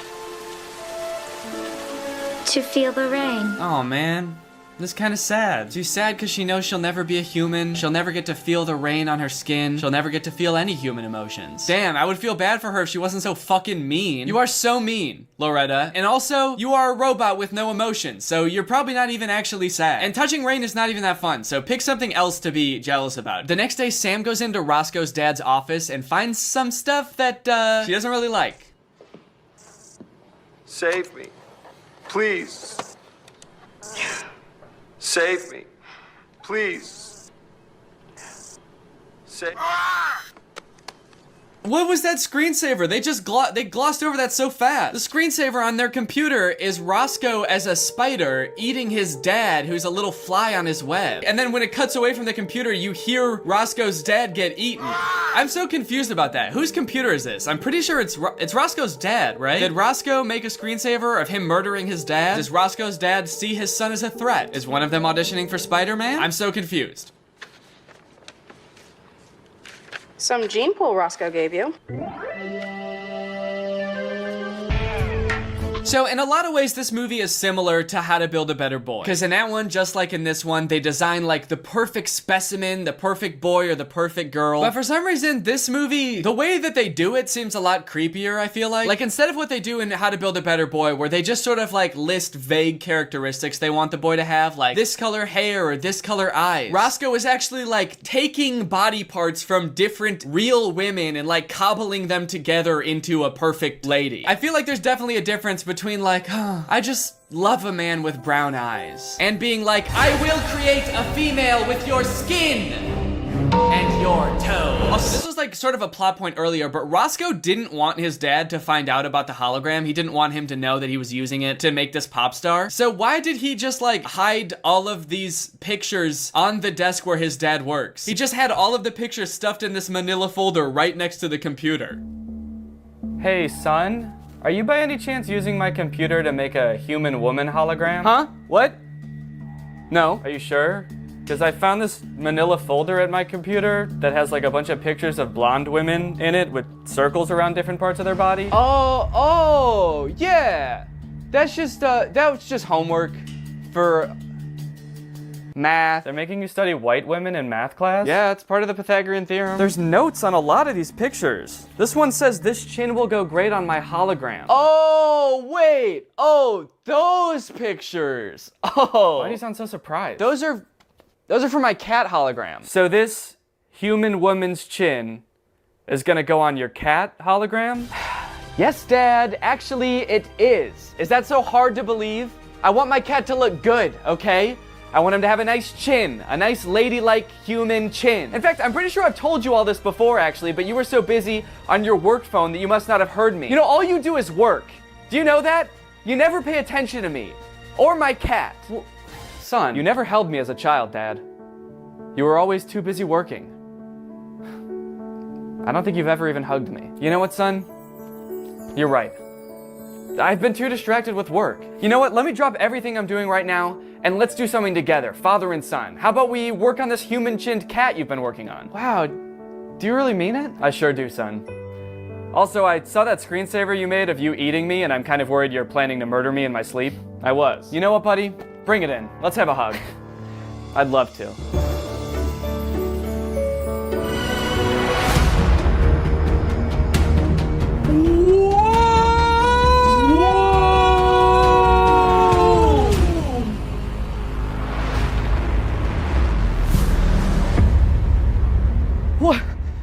What the hell? Dad, you're a hologram? What? No, I just have weak knees. Dad, I'm not dumb. No, really, dude, I just have weak baby knees. I swear to God, I wouldn't play about this type of shit. Dad, it's okay. I don't care if you're a hologram, all right? You're still my dad. Now, come on, let's forget all about this. I'm sorry, this is too awkward. I gotta go. What? Go where? What? Dad! Dad! Dad!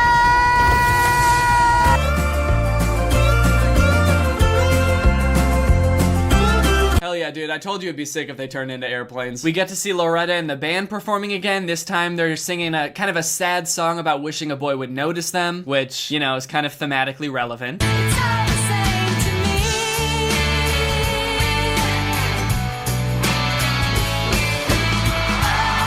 She ends the performance with a double backflip off of a stool. The flips are honestly one of my favorite parts of this movie. They're so over the top, especially in this performance. They're so out of place. Like, this song is a sad song about being like, oh, my crush will never notice me. And then she just does like this impossible feat of acrobatics. It does not fit the vibe of the song at all. Actually, during this performance though, there's like news trucks outside because they're so excited about Loretta or whatever. And one of the satellites on the news truck falls and I guess points at Loretta, which interferes with her signal. And then it starts playing the news on her. Which is pretty silly. I like that. That's a funny little thing to have happen. I am confused though, because if we're to believe how they explained the technology before, this should be permanent now that Loretta is like this. Because when she lost her hand before, it stayed lost. Now she is the newsman for a second. So she should be the newsman forever now, right? Isn't that how this works? Then they get discovered by a talent agent. Mr. Giles, it's me, Daryl. Well, you must have found something if you're calling so late. Only, Hearthstone's next media sensation. Yeah, listen to this.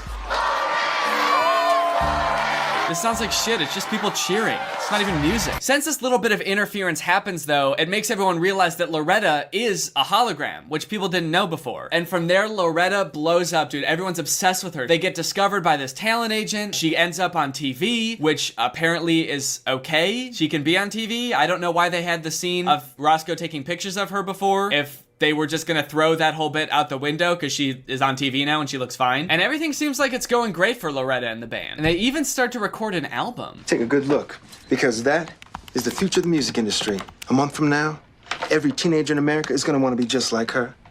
Smart, talented, high resolution. Album title. That actor looked like he wasn't paying attention at all until it was his turn to say a line. He looked like he was just like spaced out until it was his turn to say something clever. Take care of my girl, Roscoe. Your girl? Your girl? She's mine! Then there's this whole scene where Loretta and Roscoe have a big argument. You always want to change me. Why am I never good enough for you? And it ends with her getting so mad that she uploads herself to the net. She straight up goes into the World Wide Web and she's gone. And then Roscoe can't find her. Inside the internet, it is very weird. That whole scene is like a fever dream. There's a search engine that's just like a guy in a car going around. Okay, so now we're starting to approach the end of the movie. The band has a big show coming up, but they still can't find Loretta because she's busy in the net. Virus alert, virus alert. So they dress Sam up as Loretta to be the lead singer. For some reason, no one really seems to notice. But Sam gets a little too carried away with the dance moves and ends up dancing her way into a coma.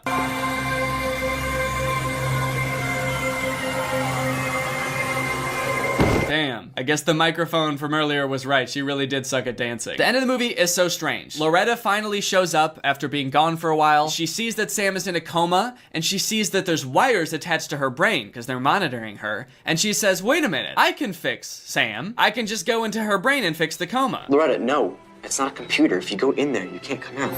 Loretta, no! And she ends up going in there and then taking over Sam's mind. She's waking up. Hi, Roscoe. Loretta? Super creepy concept and makes Loretta seem like evil. Oh my god, Sam, you're okay. I'm alive! Yeah, this movie kind of turns into like a horror movie for a second. Even when Loretta is in Sam's mind, it's all dark and scary, and Sam is in there, she's all sad. I guess that's why she's in a coma. She's too sad in her brain. I don't know if that's how they think comas work. The doctor's just like, unfortunately, her fall made her a little bit too sad inside her brain, so she can't come out now. It turns out Loretta just wanted to go and touch the rain in Sam's body, and then she gives her body back to Sam. And then that's kind of the end of the movie. Sam is back, she's happy, they're all free to go back to their normal lives, except Loretta, who never came back out of Sam's brain. And so like, we're not really sure where she is. And then she shows up at the very end looking like a Force ghost from Star Wars. Anyway, that's the end of the movie. So now it's time to talk about our sponsor, Current. But unfortunately, I'm a little busy today, so I can't do the ad read. But lucky for you guys, I just finished developing my first hologram. His name is Tiny Danny, and he's gonna be doing the ad read for me. So Tiny Danny, how about you tell these folks about Current? Hey guys, I'm Tiny Danny. I'm a little hologram that's just like Danny, except I'm tiny. No bigger than a tiny little stick of gum. But unlike other holograms you might have seen, I wasn't programmed to argue or be mean or even to sing and dance. But I was programmed to know a good opportunity when I see one. That's why I'm so excited that this video is sponsored by Current, because Current is giving you guys the opportunity to win $500. If you don't know what Current is, it's banking entirely on your phone. You can get paid, request money, send money to friends. You also get a Visa debit card. This is mine, or rather this is an exact replica of Danny's, because I am a hologram, so this is also a hologram, but the real one looks just like this. And one of my favorite things about Current sponsorships is it means we get to give back to you. Like I said, they are also going to be giving away $500 to 10 people. And here's how you can win. All you have to do is sign up for Current using my link. That's current.com/tinydanny. Then you find me on Current. My username is just @Danny Gonzalez. And you request $500 from me. That's it. That's all you gotta do. Seems like pretty much a win-win to me. It's free and you can win money, so why not? So thank you to Current again for sponsoring this video, and thank you to you guys for checking out Current. And now I have to go stick my head out a window, thus decapitating myself. Back to you, Danny. Thanks, Tiny Danny. All right, guys, well, I hope you enjoyed this video. If you're new here and you're not subscribed yet, make sure you subscribe and turn on my notifications to join Greg. Greg is what I call my fan base here on YouTube, but it's more than just a fan base, you know? It's a family, and it is an army. So Keep that in mind when you hit the subscribe button and the notification button. You are technically and legally joining an army, but I mean, we probably won't go to war against anyone. But don't worry about that. Most Gregs have never even seen combat yet. So if you want to join Greg, just subscribe and turn on my notifications. And I will see you guys next time. Bye-bye. This video is over now. Go find something else to watch, or just watch this video. I know we had a lot of fun, but you can't stay on this end screen forever. This video is over now. So why are you still watching this?